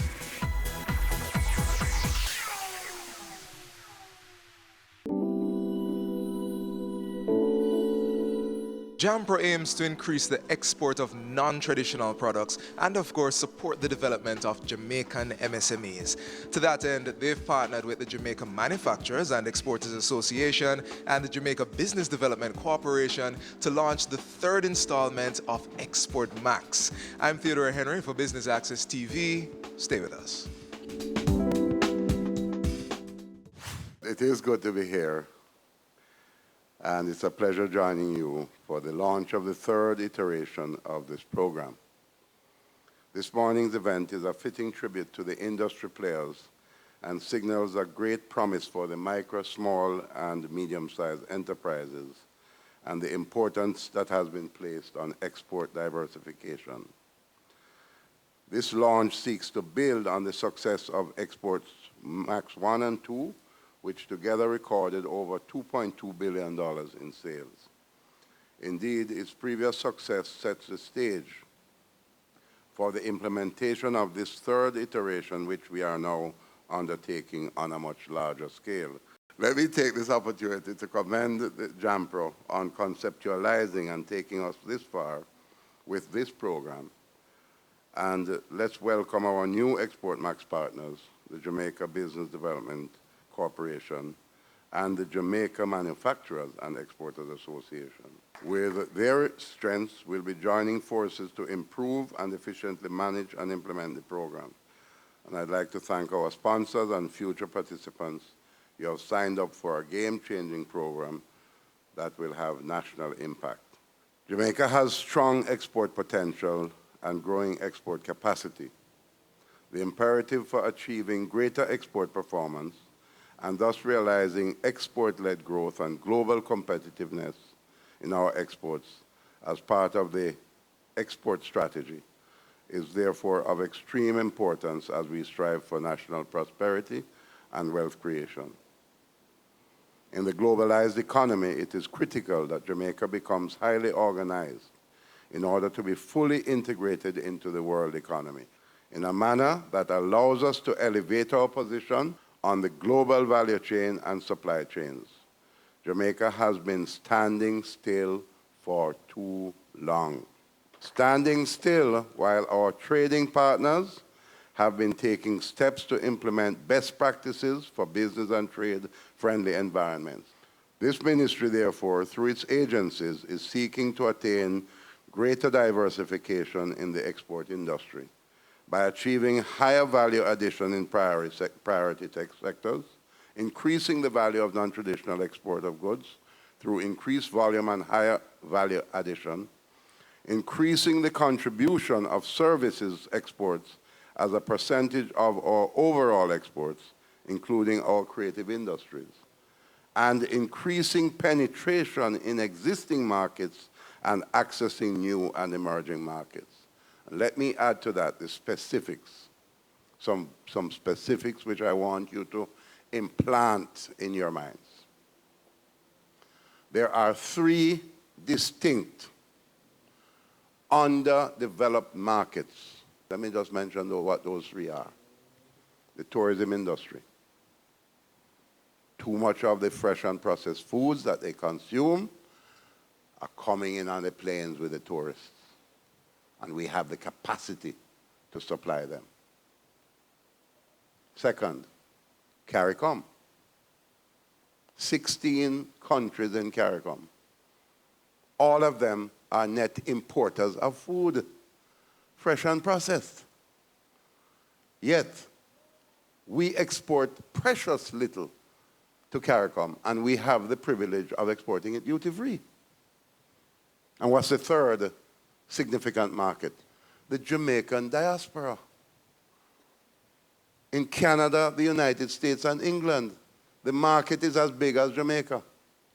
Somebody from London told me recently that because they cannot get what they want in Jamaica, they import the stuff from Africa and slap a Jamaican label on it. Castor oil, by the way. A lot of castor oil that is now being sold internationally with the Jamaica label on it. The raw material is not from Jamaica. Unacceptable. So as government, we are committed to promoting brand Jamaica to the world, identifying new trade and investment opportunities in order to spur economic growth. My ministry will continue to work with critical stakeholders to enable them to capitalize on opportunities in the export market, as more than ever, greater focus must be placed on growing our economy through exports. One of the things that the ministry is committed to doing is changing the soft infrastructure that will support the growth of trading across borders. To this end, a few weeks ago, we launched a trade facilitation portal that will house the information about all the various processes that underpin trading across our borders. It is our vision that the trade information portal will be the central source of information that will ensure that if someone is an exporter, or even if they are dreaming about being an exporter, they need only to visit this one place that will provide them with all the knowledge they need to navigate the trading process. On the heels of this, we are also excited about the progress that we are making in implementing a single trade electronic window for the government, which will see all the various government processes integrated into a single online system that will allow for all trade-related transactions to be done online, supported by a robust risk management system to protect the country's borders and its reputation overseas.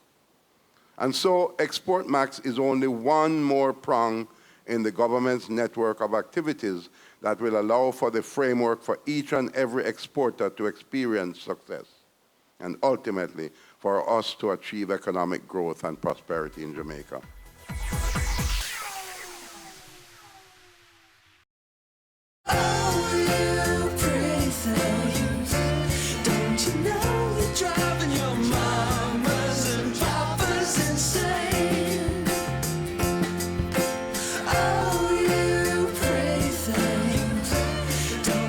Great design is not only how things look, but also how well they work.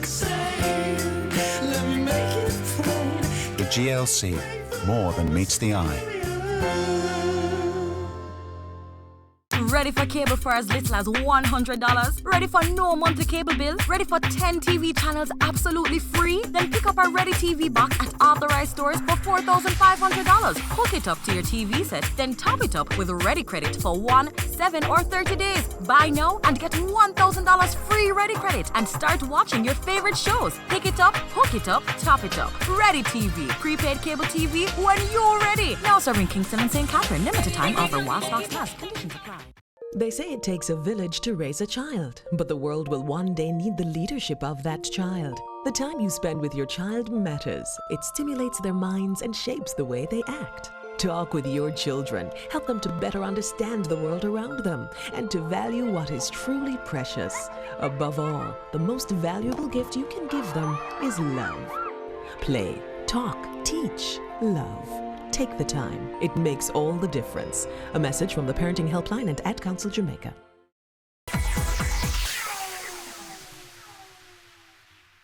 So, welcome. So let me start out by asking Dan, Export Max, I know Export Max started within Jampro. Why Export Max 3 and what makes it different this time around? Okay, thanks Claude, and good morning ladies and gentlemen. We are so excited to be here at the launch of Export Max 3. Why are we doing Export Max 3? It's actually one of the programs that I'm proudest of in my time at Jampro. I think that, as the minister said, export is one of our critical pieces, is critical in our lifeblood. It's in our DNA. We have to export. We're a small island nation. We have tremendous products. We need to take them to the world in a more organized, systematic way where we respect standards, we understand the adaptability of our products to market demands, where we understand the markets that we are trying to penetrate. Export Max is that program. The results that we got out of Export Max 1 and 2 show what a deliberate program can do, where you start by diagnosing what does the product need to be adapted to market demand, what evolution needs to go on in the company itself. So it's not just the product, but it's also the management that must have the right mindset to penetrate international markets. So we're identifying that demand, identifying the market trends, helping the companies to adapt their products, and that mentorship, which we brought on in Export Max 2, is a critical component, because the ones who are successful must help the ones who have not started yet or who have not yet been successful. So that was the innovation of Export Max 2. And what we decided in Export Max 3 is that to more than double the number of companies in the program, we really couldn't do it alone anymore, because Export Max is a really labor-intensive and brain-intensive project.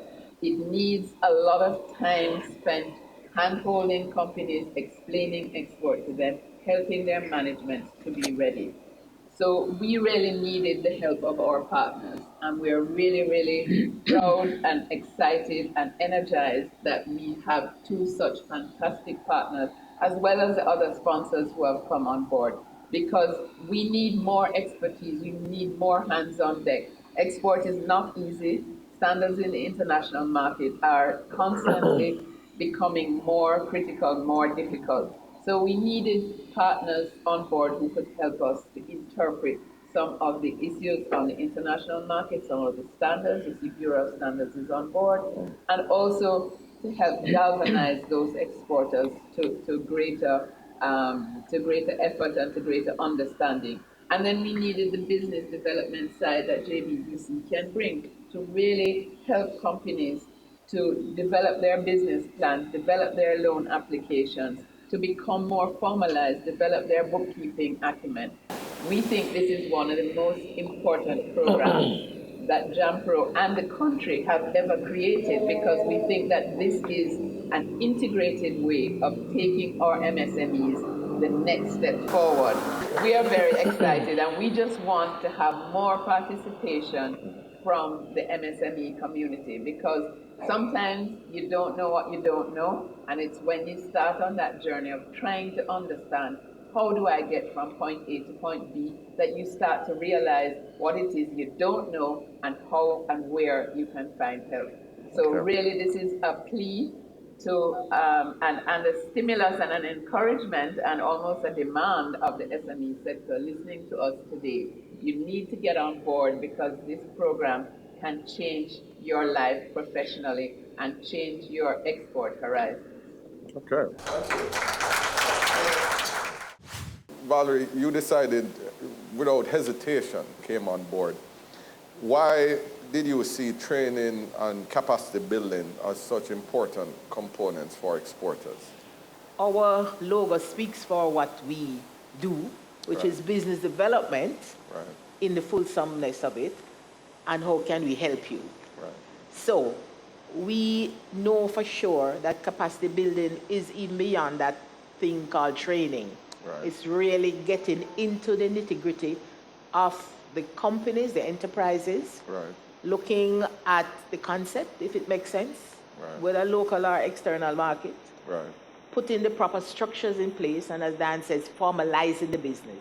It means governance have to be in place. You have to know your numbers to know what stories are coming out. Worst, if you're thinking of exporting, you have to be really secure in moving forward. So we have been spending a lot of time with our client group preparing them for the market, because for us, global market is right here in Jamaica. So standards must be in place. Governance must be in place. And you must be thinking business. And I agree with Dan, we have to get over that hump of doing a little thing until some big job comes along, because it's not going to come along. So it means that we have to be innovative and we have to be on target for moving forward. We're going to be looking, as we said, as we had agreed, at all the innovative industries that have the possibilities for export. So food, niche markets, high quality, value-added products, non-food, services, certainly the technology-based industries and the creative industries in all aspects have to be part of that big umbrella. Our mandate is to help them. So even if they come and they're not ready for Export Max, it doesn't mean that they can't be in the passageway. So they need not hesitate. They need to come forward. If they're not in that lane, it means you're going to prepare them for whatever is appropriate. So there is no reason to sit and wonder if. You need to come forward and let us work together and see which lane you are really in. And if you happen to move into this fast track, no, that's wonderful. If not, you're on the way to preparation. Because we must export. Dan keeps saying export or that. I think we have been in coma because we're waiting to die. When we look at the program, or we look at life, we always like to say nobody born big. We all are a product of training, exposure, and experience. And you almost need all three in the right combination to be successful. So in the area of mentorship and advocacy, I think JMEA coming on board, which will have a portfolio of businesses that are already exporting, play a very important role. So I'd love to hear from you, Metri. Tell us in plain terms, how do you see the JMA supporting this effort and your decision to come on board? Well, when I heard Diane and Valerie speak, I realized that what we have here is a perfect marriage. 2 women and 1 man. No, I'm joking. No, seriously, what we have is a perfect marriage here. Because what we have is the JMEA that has the base of membership. Our membership base is about 400 companies, most of which and many of which are small to medium-sized companies, which is the base that we need.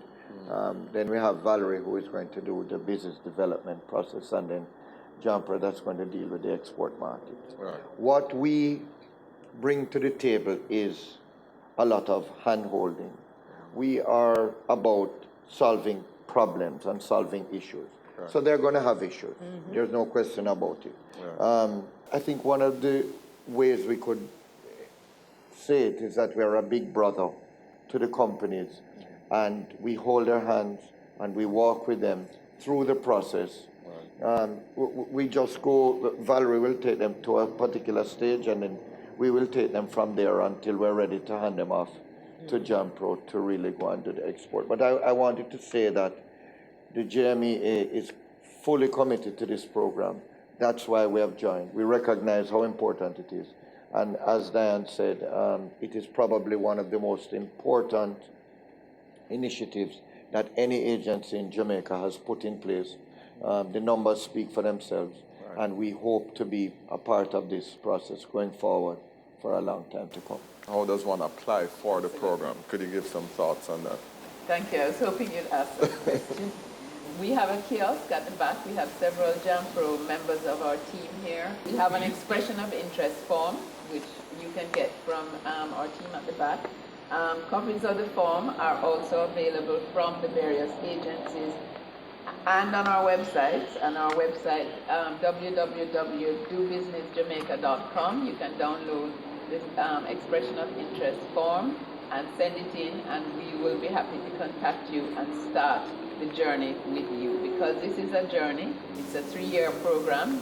This is really about helping you through a process and on a journey to success. Tell your associates, people you know who have a product or who even have an idea. They can start talking to JBDC from the idea stage. So let's create a movement that can change export. Thank you, Dan. So I'll throw it out. Any final thoughts? This is an example, the collaboration, the example how we in Jamaica should work together. Right. Because no one institution or person has all the skills, all the information. Right. And until we start putting the ego behind the door and working together, we're not going to move. So I'm celebrating from JBDC the kind of collaboration that we have agreed to have between our agencies. I think it's a good move, and we know success is down the lane. Metri, any final thoughts? In closing, I would ask everybody in this room, when you leave here today, call 5 persons that you know that are in business. Let us be oversubscribed. Yes. Let us have that problem. Let us reach back out to our sponsors and tell them that we need more from them, because this is good for Jamaica. Thank you, Metri. We have some Export Max graduates in the audience, and I think it's important not only to hear from us, but to hear from people who are actually on the program. So dare I say that Rita Hilton is on his they're going to be on the program. So Rita, Omar, I think you're all going to talk later on. So. All right, a round of applause for the head of agencies. Thank you very much. Do you want more experience from your SUV? Introducing the 2020 Nissan X-Trail with leading-edge technology, intelligent ride and chassis control, a round view monitor, and hill start assist for confidence behind the wheel, plus auto headlights and panoramic sunroof. Drive the SUV with more experience. The Nissan X-Trail, available today at Fidelity Motors. The business community has suffered tremendously due to extortion. Some have not just lost their businesses, their jobs, but lost their lives.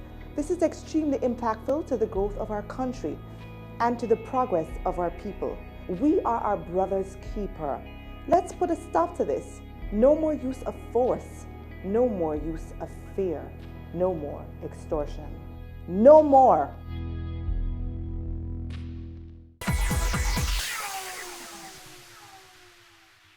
I'm going to invite some past Export Max participants to speak. Rita Hilton from Carita, Jamaica, and Omar Azan, CEO Boss Furniture. So in the spirit of ladies first, I'm going to ask Rita Hilton to come and just give a couple of remarks about her experience with Export Max. I think this is a great opportunity. Having benefited from Export Max 2, I'd like to highlight some of the things that made it so important for me and what the results have been like. It was important for me because it allowed me to step into the Caribbean export market. Carita has been in business for 34 years, and our whole business is aligned with exports. We were primarily involved in fresh produce exports, but recently we've been adding value to Jamaican products and trying to build up that component of bringing more value to Jamaica. Now, with Export Max 2, what did I benefit from? Going into the Caribbean market, which I didn't know at all, and I have to tell you that out of that, we have one concrete market, which we opened in the Bahamas. And that partner has been so impressed with our output that they have come with a proposal to invest in our company and buy equity into our company. I learned that I wasn't really completely prepared to take advantage of all the opportunities. So if you're going into Export Max 3, come with an open mind. You think you know it, you don't know it. Learn, absorb, and execute. You need to have a partner on the ground in the territory that you're going to be working with that will teach you about that market and the market needs. It's not Jamaica, and it is not the globe. It is a very special type of market, and each market has its own needs. So keep an open mind, learn from the opportunities. What was wonderful is the amount of work that Jampro put in before we went into the markets. And that was the critical success of the Export Max 2. Into every territory that we went, there were buyers available, and it wasn't the underlings that came to the market opportunities. They were high level personnel that came to talk business and to do business. The other thing that I learned so much from is the capacity building. You think you know how to run a business? Well, you don't, because the way you start is not the way you grow and keep on growing. You see all this white hair? That comes from years and years of learning. I started as a high school teacher, and our exports have reached close to $3 million US. And those are sales. That is not money to spend. That's money that you invest back in your business after you've paid the expenses. So don't think that you've achieved success and can drive a Mercedes-Benz. I still drive a pickup, okay? I'll just say that for me, for my company, it's been an amazing experience. The team has been behind. There are times when I wasn't even up to doing some of the things, and they came and sat in my office and said, Omar, listen, we need you to get this thing done.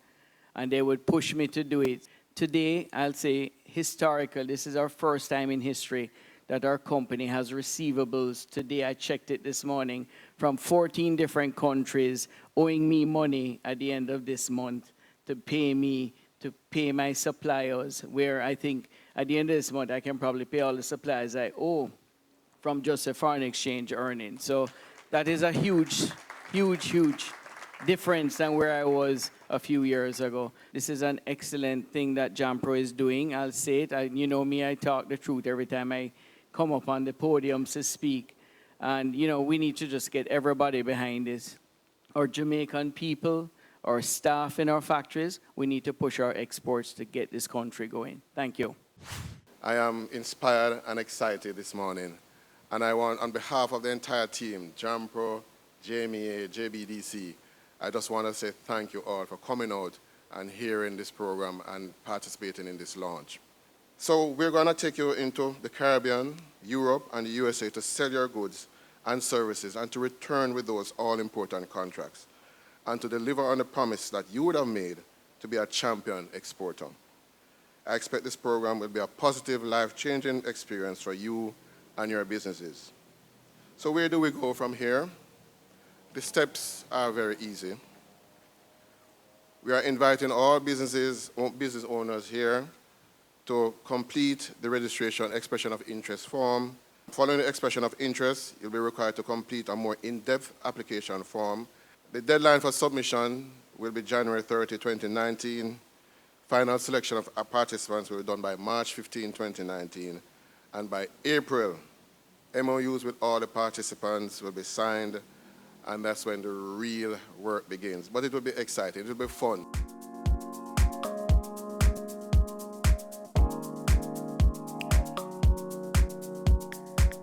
This has been the launch of Export Max 3, and I've been your host, Theodore Henry. Keep watching Business Access TV, serious about business. Do Do you want to build your company's capacity or export your products or services to new global markets? Then you can be a part of Export Max 3, an enterprise development program for Jamaican companies. Sign up today. Applications close January 31, 2019. Expand your business for export growth. Visit dobusinessjamaica.com for details. Export Max 3. Grow beyond borders. It's brought to you by JAMPRO, JMEA, and JBDC.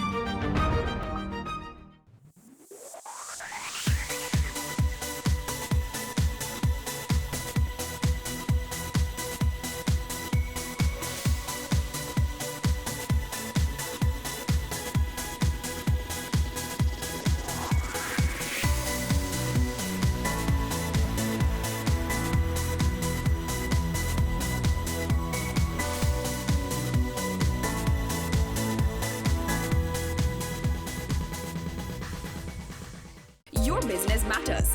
Business Access TV offers you the most innovative and effective advertising solution for your business, specializing in B2B sales, cost-effective solutions, the customers you want, the repetition you need. No matter the size and nature of your company, your business matters. Call us at 876-618-2870 or email us at sales@batvja.com. Business Access TV, serious about business. On this episode of Wealth Magazine, we feature Chris Daring, CEO of Ready TV. Fascinated by sports, Daring has made this an integral part of his life, a passion which led to his first experience in the corporate world as an intern at Citibank. Over time, Daring proved to be a successful serial entrepreneur, with his newest undertaking being Ready TV, a venture that promises to revolutionize the telecommunications landscape.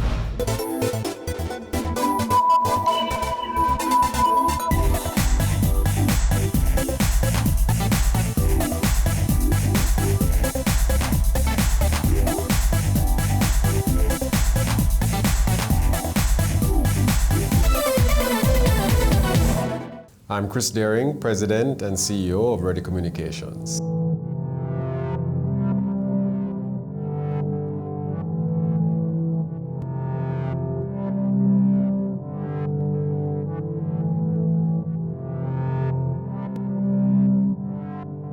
Born in Kingston, grew up in Mona, so I was a Mona boy. Grew up as a young footballer, cricketer, in playing football and cricket in Mona. In fact, every day, my entire childhood, I think of every day of playing football in Buttercup Park, which was right behind the house. I grew up in a very close-knit family, very disciplinarian family. My father was an engineer, very bright man, but a very strict disciplinarian when it came to things like academics. My mother was also quite strict and very keen on academics as well. So you certainly did your homework every evening and more with her. And she had I always remember that she had just such an extensive vocabulary, you know, that you learned quite quickly. I have two brothers, one older, one younger, and an older sister, who was particularly influential in my life because of how bright she was. Because you were always being compared to her. You know, your grades were never ever good enough because she never ever got a B. It was always straight A's, that type of thing. And so you sort of were always intimidated. You never grew up under any illusion of male superiority. She was faster than me as well, so she could run pretty quickly, and she was brighter than me, so you always had this healthy level of respect. So it was a normal household, but you know, we would have dinners together and family vacations together. And it wasn't, you know, it was a middle class upbringing. We didn't have money for extravagances, but and I know there were very tough times for them. There was a period when my father was out of a job, but you would never know as a child. There was always meals on the table. There was always goodies and presents and Christmas parties and birthday parties.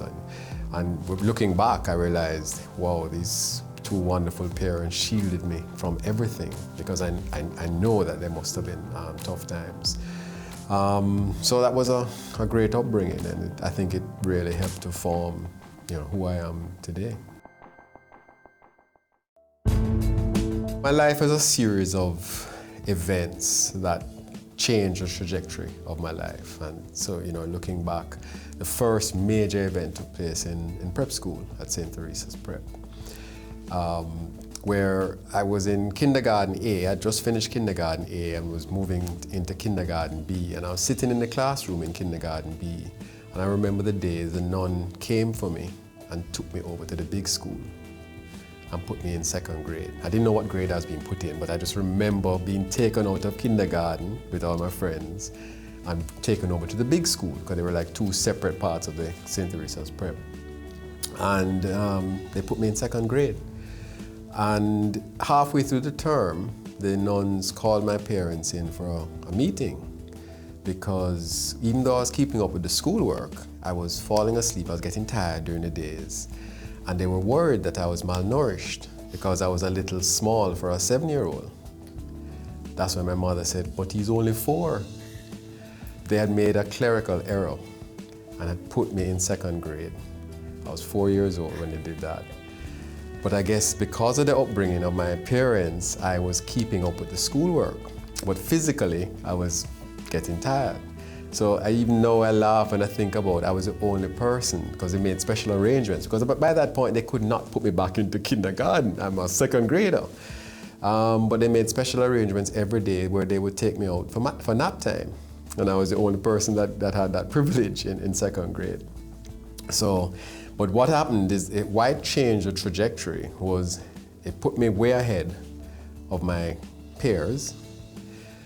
But also when I finished prep school, I was too young to be able to sit the common entrance, because you had to be 11. And so even though I finished top of the class in prep school in 6th grade, I could not sit the common entrance. So you literally had to find something for me to do. And in those days, there was a private high school by the name of Campion that was not part of the normal public secondary school system. They were a private high school. Campion then changed my trajectory, because being a private school, it was a school where the wealthy of Jamaica sent their children. And I saw a different side of Jamaica that I had never dreamt of. I saw wealth that I had never dreamt of. I saw cars that I had never dreamt of. People were, being dropped to school in cars. I was one of the few people at Campion taking the bus to school and back. So, it introduced me to a whole new world of Jamaica, and lifelong, again, friends and contacts that happened to be the top of the business world. And in fact, when I walked into first form, I didn't see anybody that kind of looked like me. There were very few people that looked like me. You're talking about just a different look, because it was a different social strata. And I went and sat down beside the one person that kind of looked like me, and it turned out to be Peter Bunting. And so we've remained lifelong friends ever since. So high school for me was a blur of sports. That's what I remember. I just played every sport you could think of, because I love sports, and sports has always been a driving passion. I was absolutely sure I was going to play professional football or cricket for the West Indies. And I started off on the cricket side, I ended up playing on the 19 team with guys like Courtney Walsh and Patrick Patterson. We had a very strong team, and we went down to a tournament in the Eastern Caribbean, in Trinidad, I think it was, where we came up on a side called Little Leeward Islands. And I was batting number 3 for Jamaica, so I was a big bat and felt pretty good about myself and my technique and so on, and my talent level. And then there was a number 3 for Leeward Islands that, when he came to the wicket and started smashing Courtney Walsh and Patrick Patterson around the park, and I'm looking at this guy and I'm saying, I can't bat like that. You feel pretty good about yourself, but you look at this guy and you go, wow, you see the gap between yourself and this awesome talent. That guy turned out to be Richard Richardson, that was playing for the Leeward Islands, who ended up captaining the West Indies team at one point. And then I started to get a lot of pressure from my parents, especially my father, because this sports thing, this sports hobby in his mind was just not the avenue for somebody like me. And so he started to pressure me, and at one point I'd been getting all these offers of football scholarships that I kept turning down because I wanted to stay out here and play professional football, eventually go to England maybe, or play for the West Indies in cricket. So he eventually gave me an ultimatum. You either take up a football scholarship or he's sending me to military school.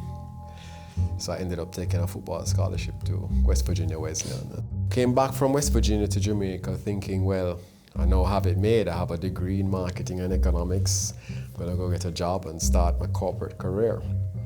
But I was in for a rude awakening because Jamaica, like everywhere else in the world, it's who you know and contacts and family connection. So I ended up writing over 100 letters and sending out applications to over 100 companies in Jamaica. I did not get a single interview.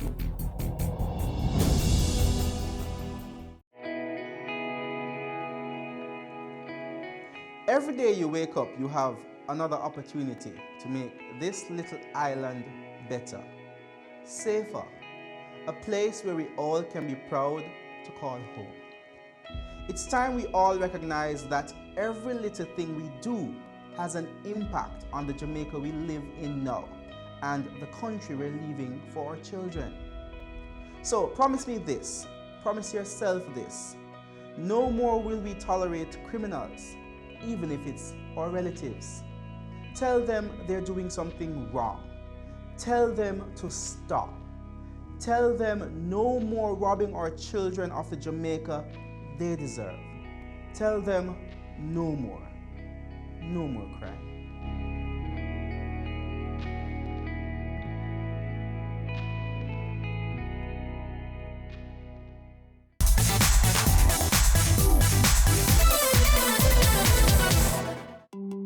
So I ended up writing over 100 letters and sending out applications to over 100 companies in Jamaica. I did not get a single interview. So it was a very depressing summer where you're just reading all these rejection letters. Not even an interview, like nobody was even interested in seeing me. And then sports again came to my rescue. And another event took place that changed my trajectory. I was playing for Real Mona, which has been my lifelong team that I've always played for. And the coach at the time was a guy called Peter Moses, who was also at Citibank. Peter, I think, noticed I was able to come to practice early every day because I wasn't working. And so Peter, he did something that I'll thank him forever.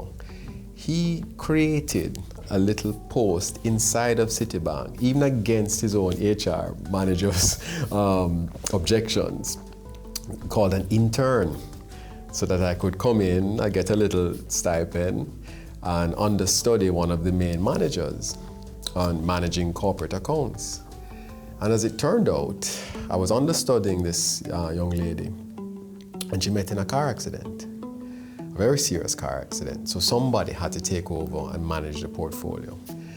I wasn't a full-time employee, but I'd been handling them. I'd been understudying her. So Peter kind of maneuvered me into being able to take over the portfolio. I started to do quite well with the portfolio. So they made me an offer full-time, and I went to Citibank, and of course that opened me to a whole new world of finance and international finance and investment banking, and they trained me on the job.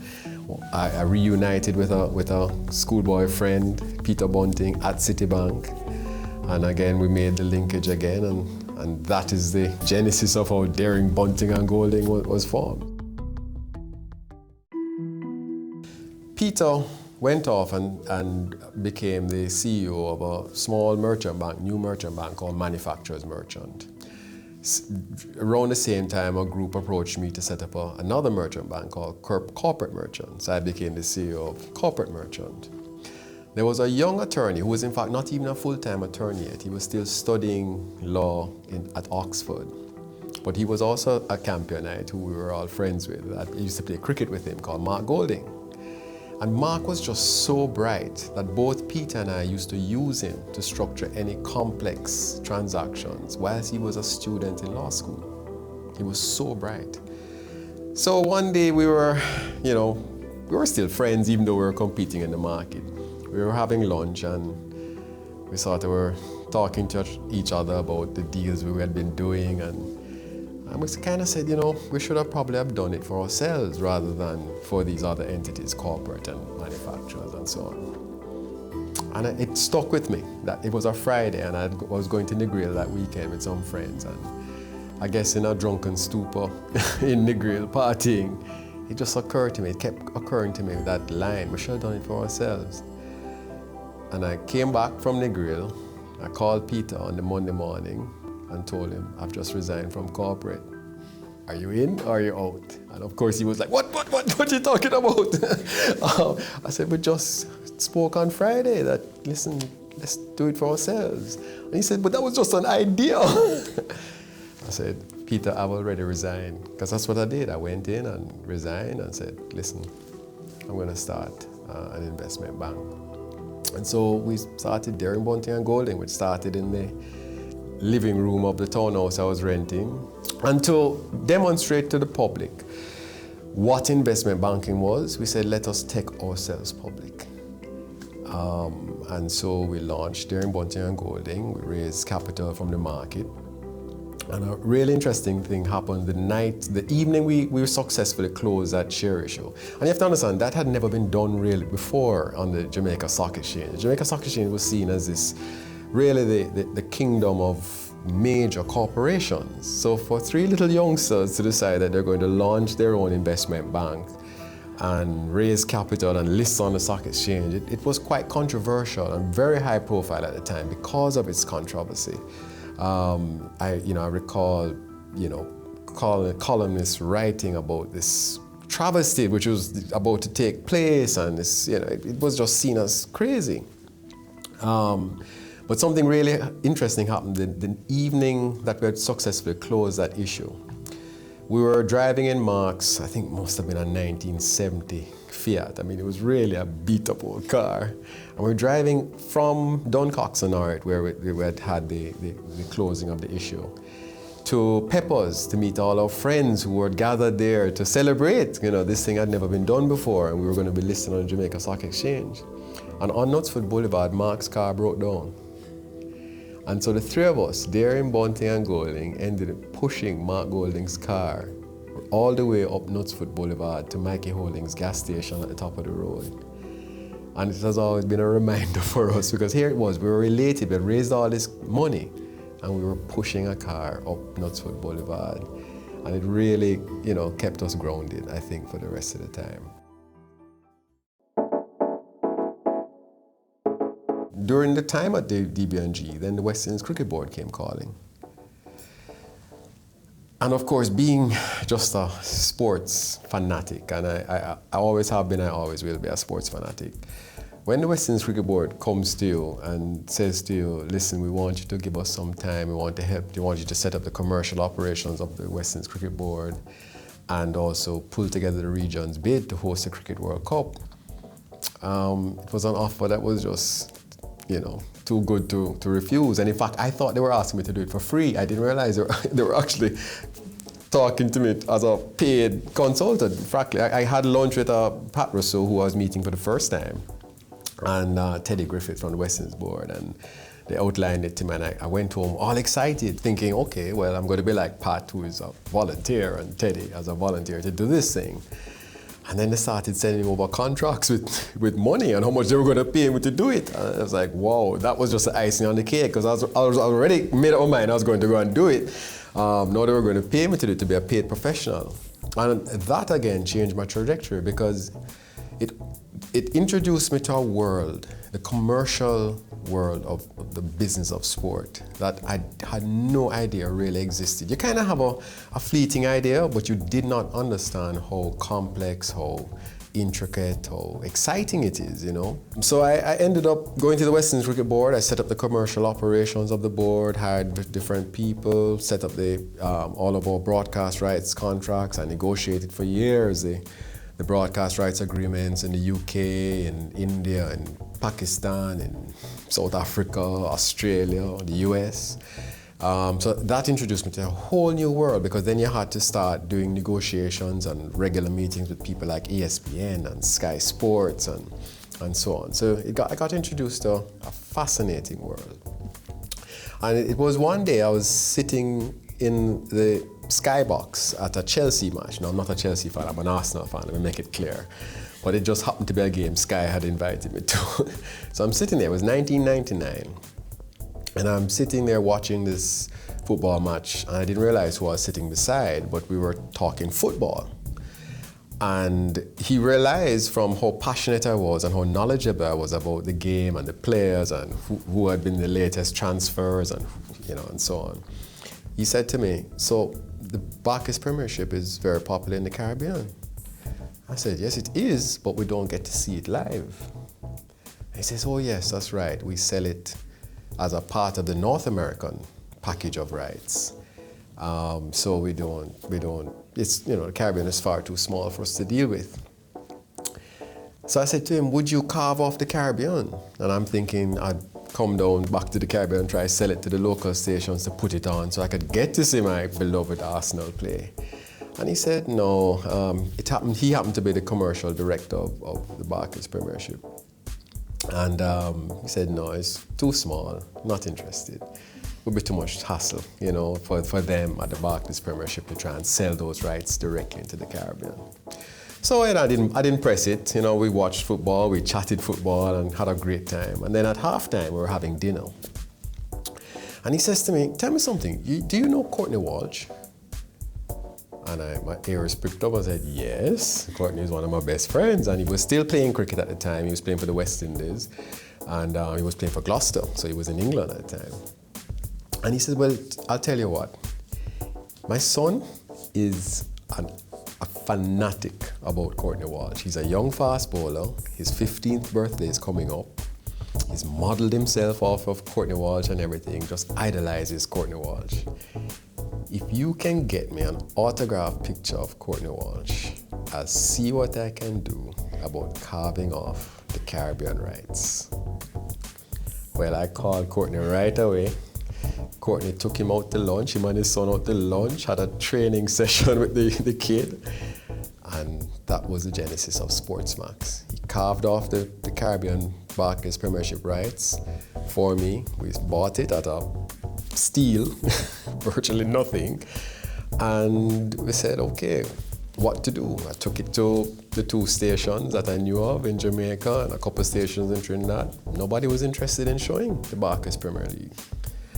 So I said, well, what do I do with these rights? Let me start a sports channel. And so right on a plane, I did a little PowerPoint presentation with the logo and everything, came up with the name Sportsmax, and launched Sportsmax in 2001. Cable & Wireless had fallen on pretty hard times. They were being decimated by the competition, and I think that's what attracted me the most. To get into an industry that I was already familiar with through the sports rights, and turn around a company. One of the first things we were able to do is to turn around the market in terms of its own mobile market share, which had been down in the doldrums, and turn around the brand. So that was an exciting opportunity. For us to have such a significant portion of the population not being exposed to all of this information really holds us back.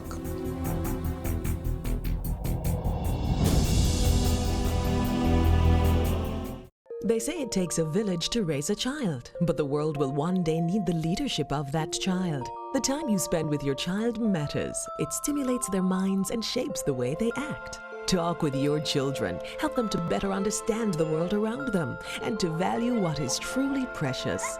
Above all, the most valuable gift you can give them is love. Play, talk, teach, love. Take the time. It makes all the difference. A message from the Parenting Helpline and Ad Council Jamaica.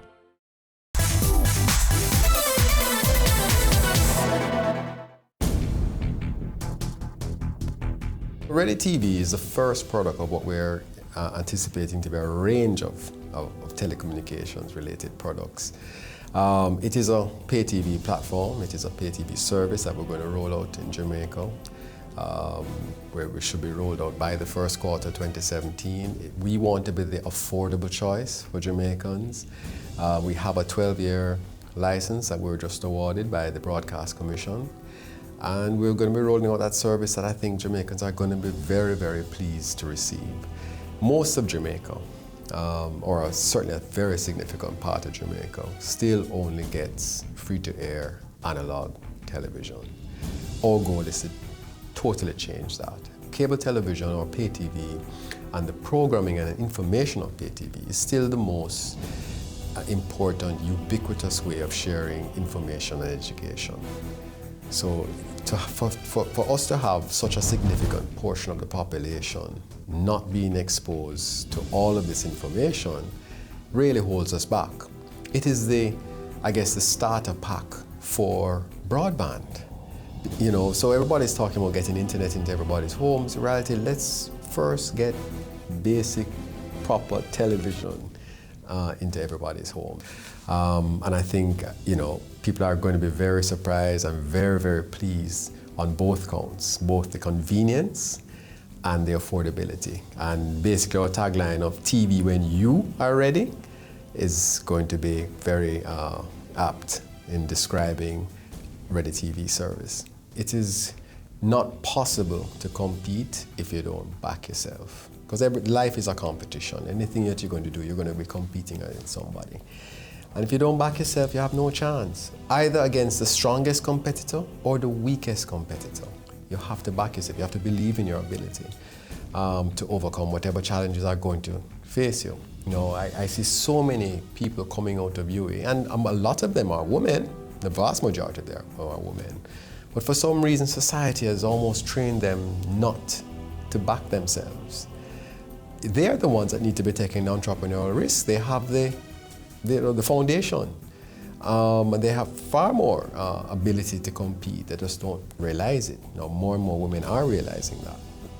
But generally, whether male or female, you have no confidence in your ability, you'll never succeed. And confidence does not mean arrogance. It means just believing that, hey, if I don't know what I need to know, I can find out what I need to know and learn it. A lot of people think I'm a snob. My close friends know this because they know the night before I have to fly, I find difficulty sleeping. And there's just something in my brain that just won't comprehend how they're keeping this huge monstrosity of a machine up in the air for 14 hours, like when I have to make a trip to India or somewhere. So I'm afraid of flying. So when I walk into a plane, one of the things that gets me nervous is when I actually look back in the plane and see this long cabin full of people.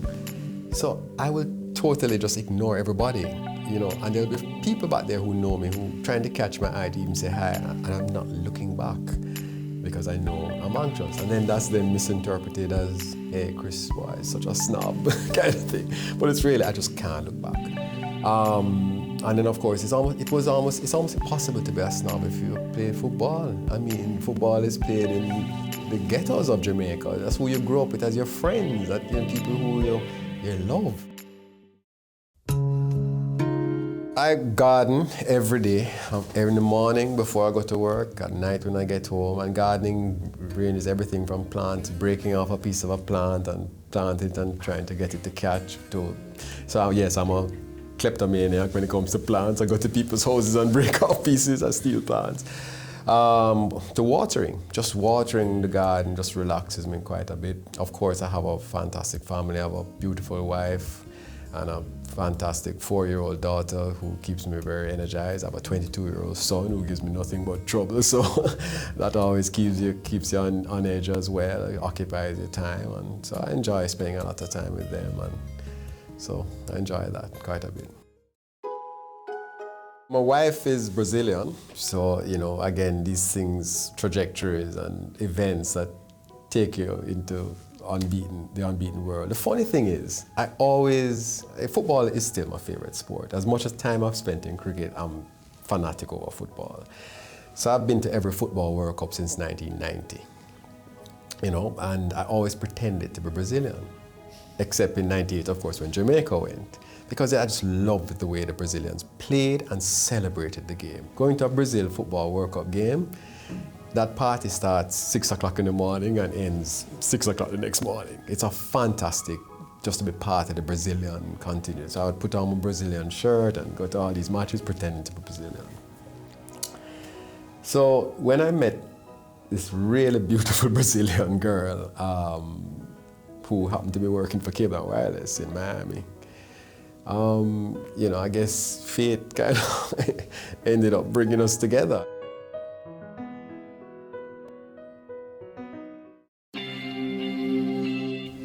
Wealth is being able to enjoy your life, and so it doesn't mean that you have a lot of money. It means that you satisfy with the money you have and enjoy it to ensure that you have a quality of life that for you and your family that you want to enjoy. And I certainly feel wealthy because I have incredible friends that I have a great time with. I have an incredible family that I have a good time with, and we're able to put food on the table and put people through college, and you know, so I feel wealthy because of that.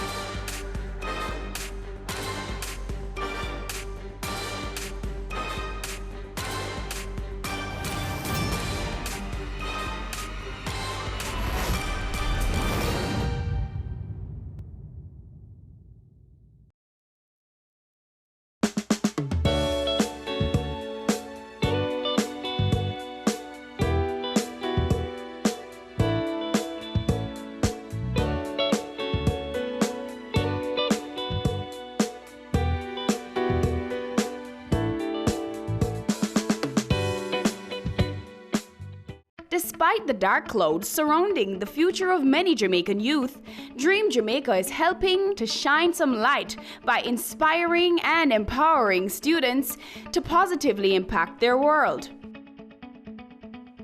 My first involvement was in 2009 when my friend told me about the summer program. I then decided, I spoke with my parents, of course, to get consent to attend the program. We first started out at the University of the West Indies. That's the first localized program that was offered at the University of the West Indies.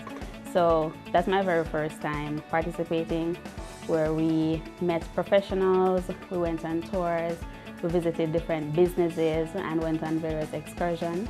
We learned a lot of skills such as study skills, resume writing, something that seems as simple but very important, such as how to create a professional email address and all of those things. So it was really a great experience, and after that I decided to attend every single year. Dream Jamaica is a safe place for high school students to come and interact, right, and to learn from each other and to learn from professionals as well. So we're a non-profit organization that was formed in 2008.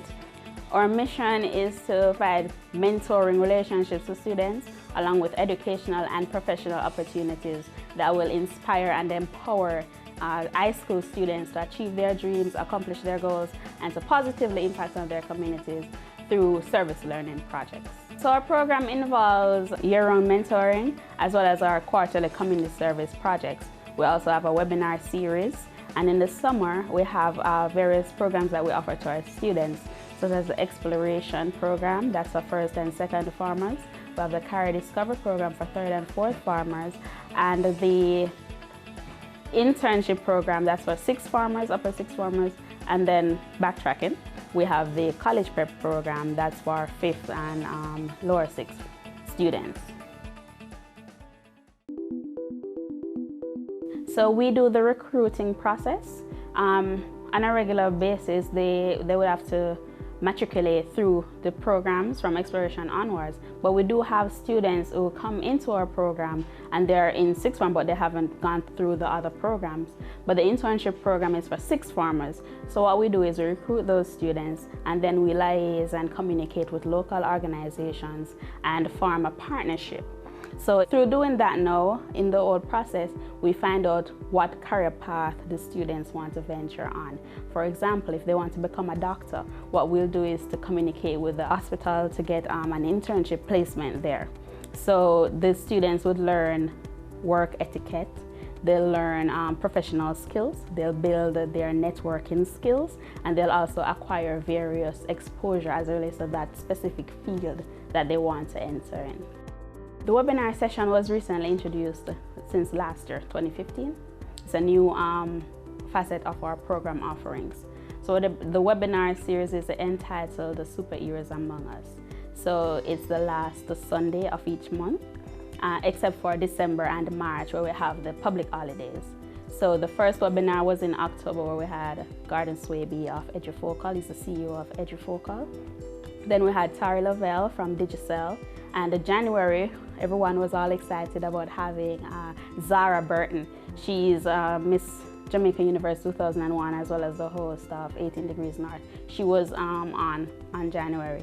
And in February, we had Dwayne Samuels. He's the CEO of Grickley. So it's very exciting. It's geared towards inspiring the students, informing them, and the end result is where we'll have empowered students. Because the professionals, they come in, they relate to the students so well, and they open up to them. Hey, I didn't have it all one time.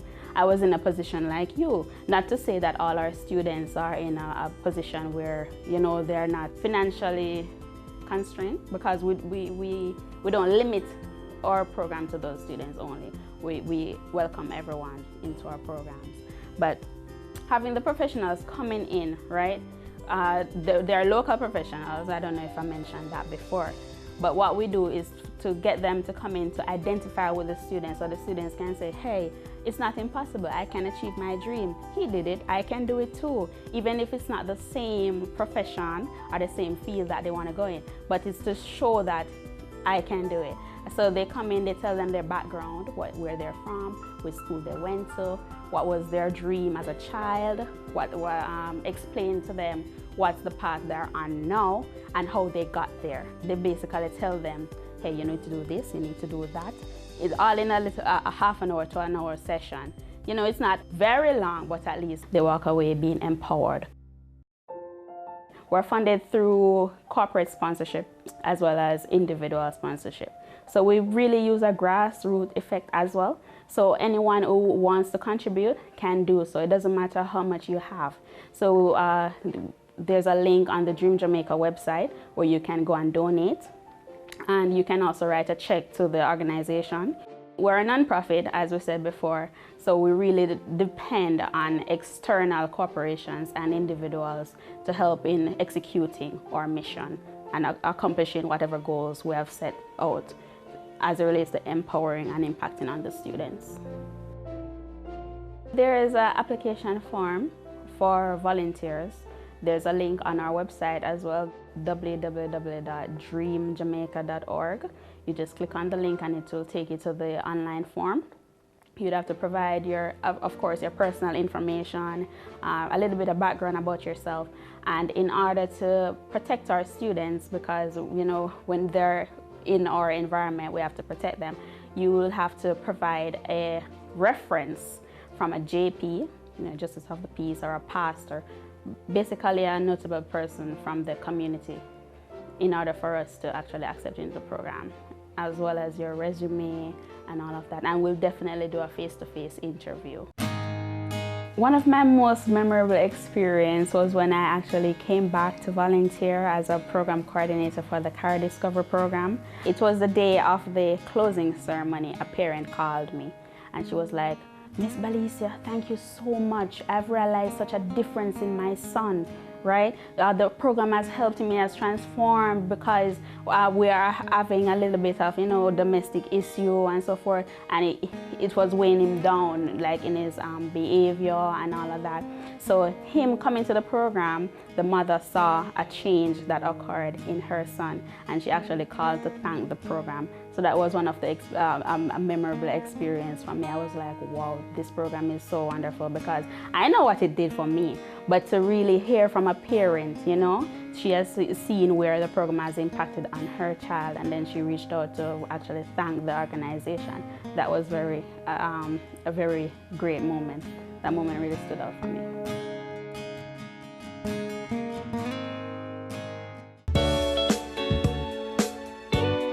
Coming up on Caring Hands.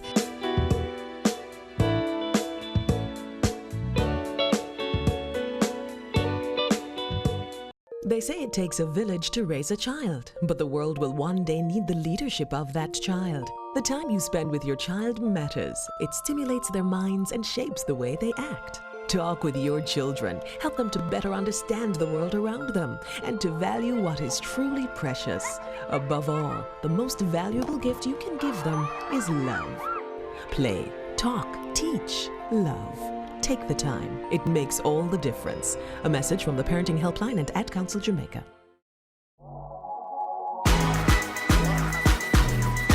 The Good Life, your trusted source for useful health and wellness information, lifestyle tips for the mind, body, and soul.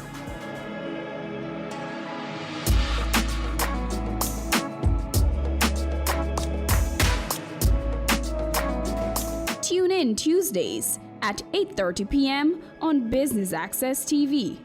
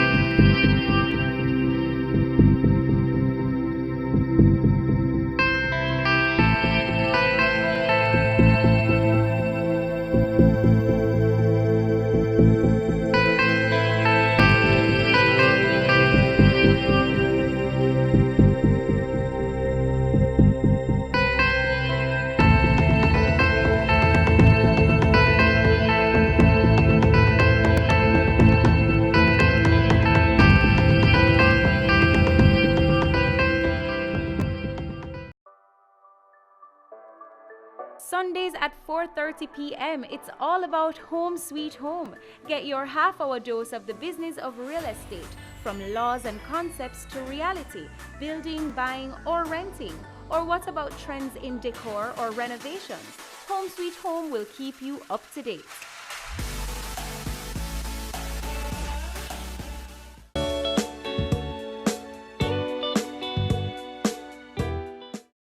Each Dream Jamaican participant who successfully completes the summer program leaves having explored their passion, developed a portfolio of high school successes, and embarked on a path towards achieving their goals in life.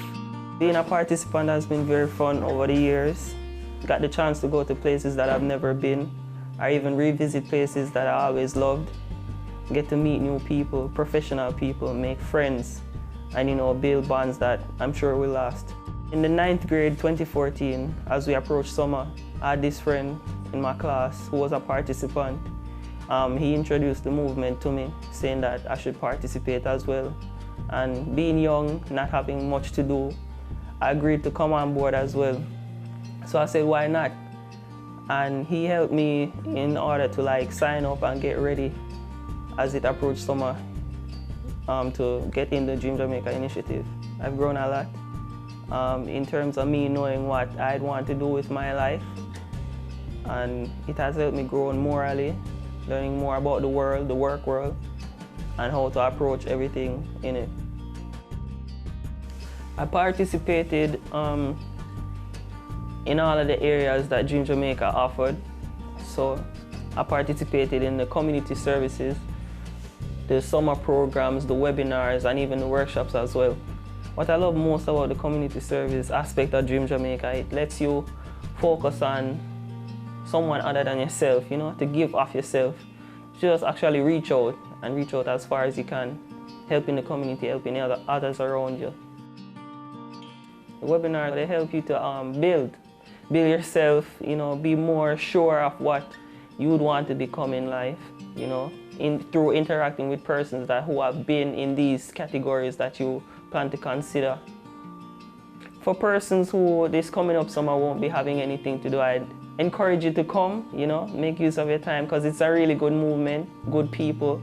You learn new things that you haven't heard of before, build new experiences, new bonds, friendships, all of that.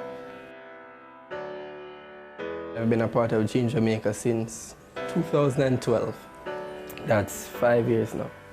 Currently a student at the Calabar High School. My first year hearing about the program, I did not know what to expect, and I never really know what Dream Jamaica was. But after coming to the program, getting exposure, getting information, getting knowledge, because I was in a deep abyss about what I wanted to be. And I knew what I wanted, but I didn't know what or how would I achieve my goals. And through Dream Jamaica, they saw influence and potential in me, and they decided to build on that potential. And because of that, I didn't stop. I continued to go from the time I started. And that really helped me, and I really appreciate them for that. In grade 8, I had this very lovely form teacher that also taught me English and literature. Her name is Mrs. Archer Anderson.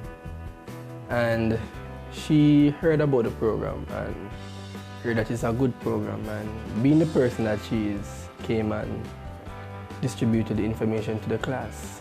Now, not many persons were interested, but I was interested, and me and about 6 others went there and got the information, and that is how we signed up, and from we have started, we haven't stopped.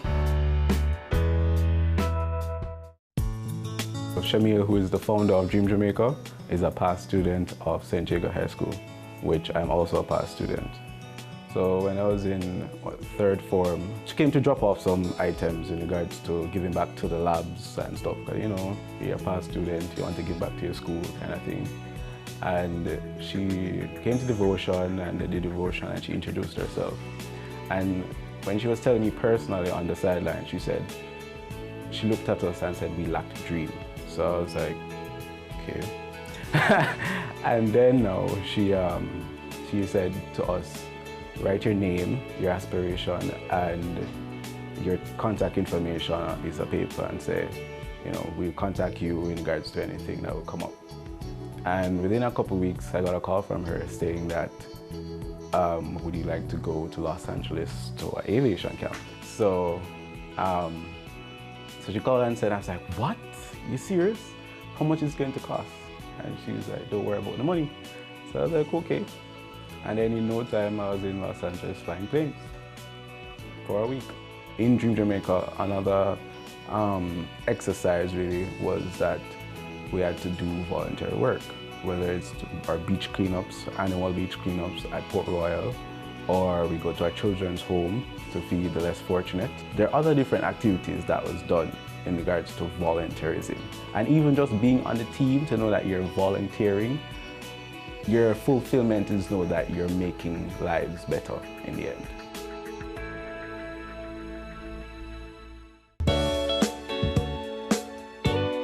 Coming up on Caring Hands.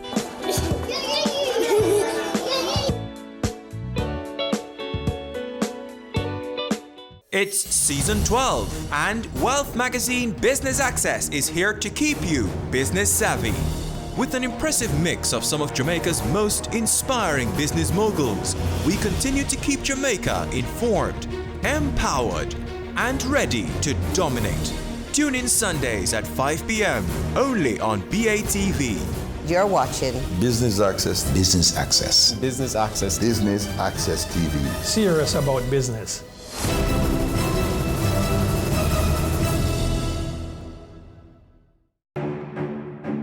Go for God Family Church. Today's message is for those of you who thought that Jesus was finished. Inspiring messages. I'm here to tell you today that you are excellent. God is excellent. Empowerment from biblical motivation. To be glorified means to endow with authority. A woman is a powerful, creative being. Join Pastor Christopher Morgan and the Go for God team as we go for God. Cameo brings the creative industries to life. Highlighting creatives in different fields each week. Art. My life turns art. I breathe, I eat art. Fashion. Food. Without a customer, we're nothing but 4 walls. Music. Film. Cameo, only on Business Access TV. Sundays at 4:30 p.m. It's all about home sweet home. Get your half-hour dose of the business of real estate, from laws and concepts to reality, building, buying, or renting.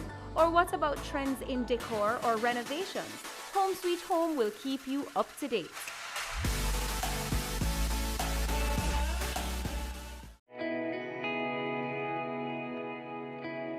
Violence against women is a violation of human rights.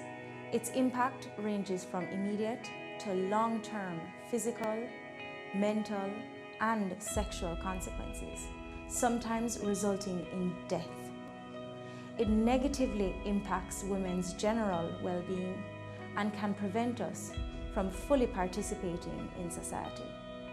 Be a better human being. No more violence against women.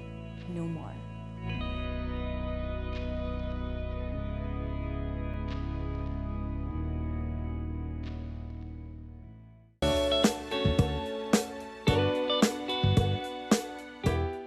The Dream Jamaica team recently completed their community projects, which showed them giving back to the community. When this land was developing, the parents asked that instead of taking the children down by Gregor Park in the sun and rain sometime, we, could open one here. So I started one on my veranda with 15 students.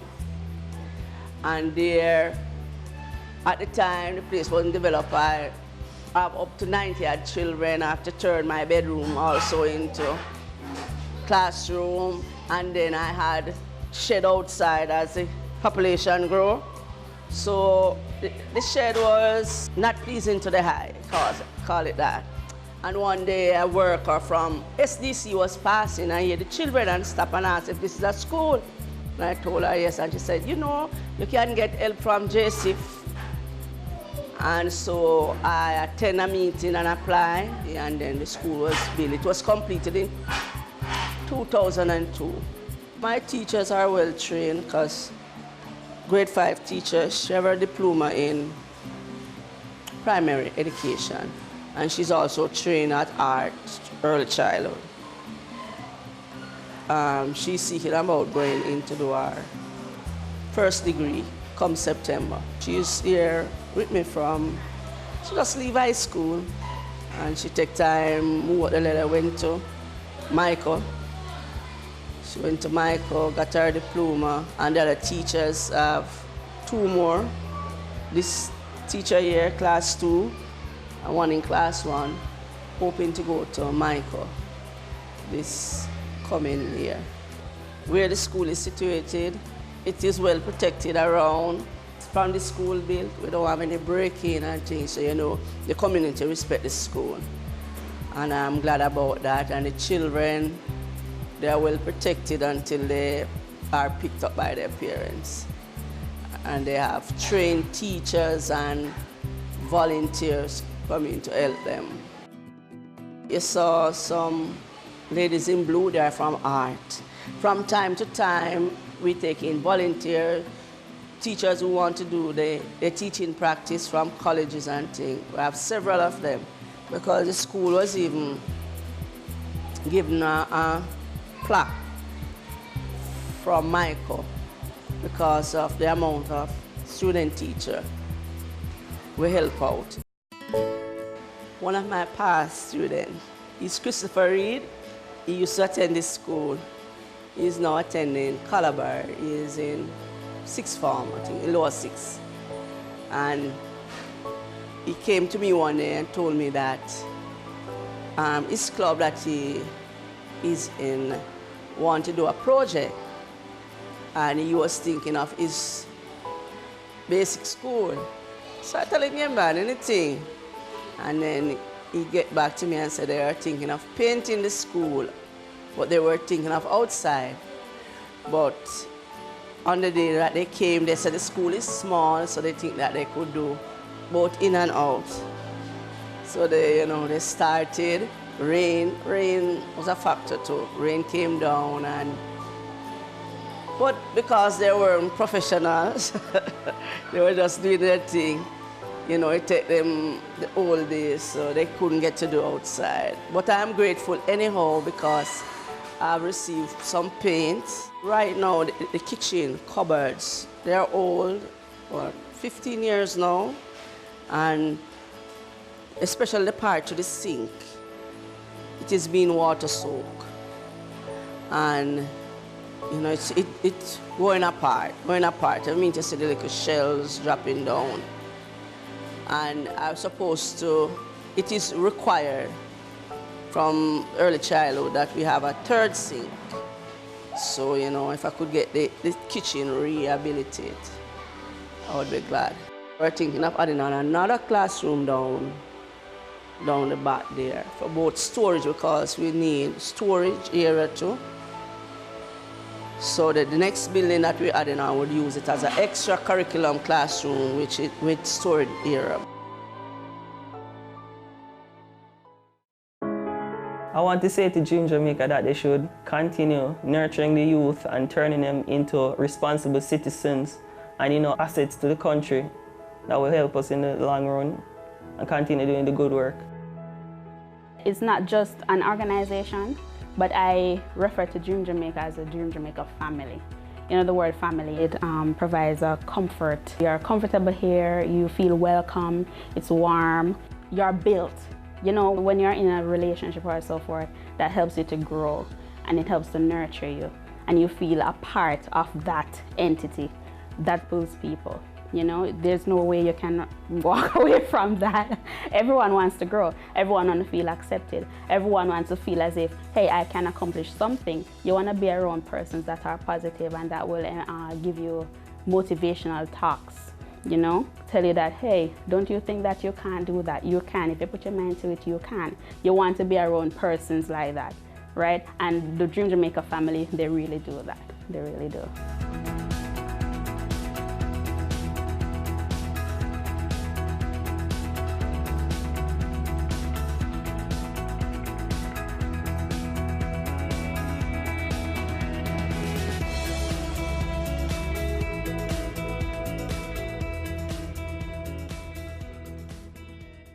Your business matters.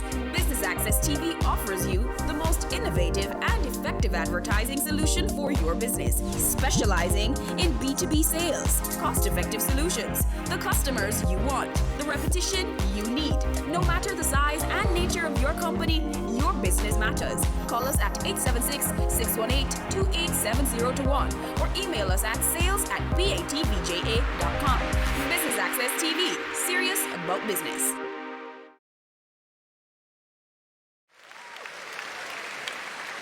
I do have a dream, and I know you have a dream, that we can make Jamaica the place of choice for you to choose to live, to work, to do business.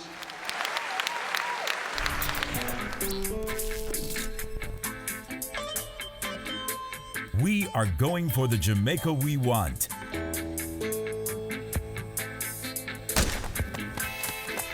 Making steady progress to achieve the Sustainable Development Goals in our National Development Plan, Vision 2030 Jamaica. We have teamed up with valued partners, working through strong institutions to reduce inequalities in our society.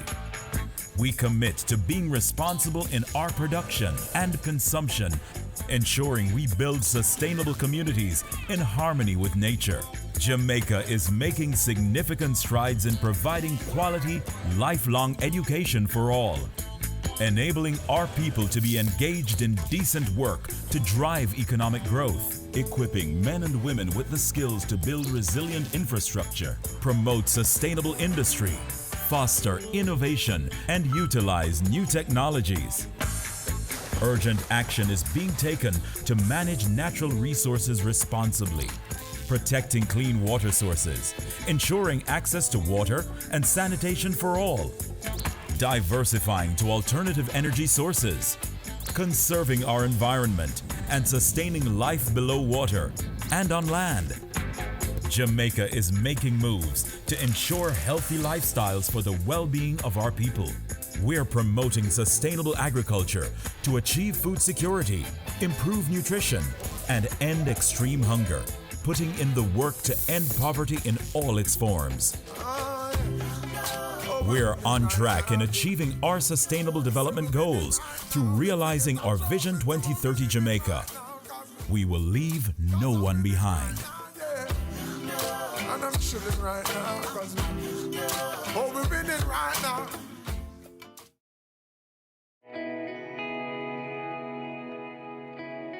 Violence against women is a violation of human rights. Its impact ranges from immediate to long-term physical, mental, and sexual consequences, sometimes resulting in death.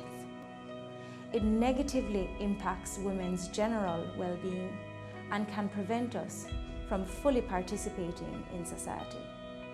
Be a better human being.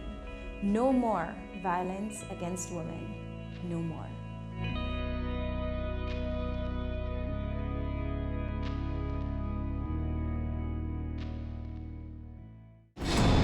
We are back with another exciting, innovative, and inspiring season.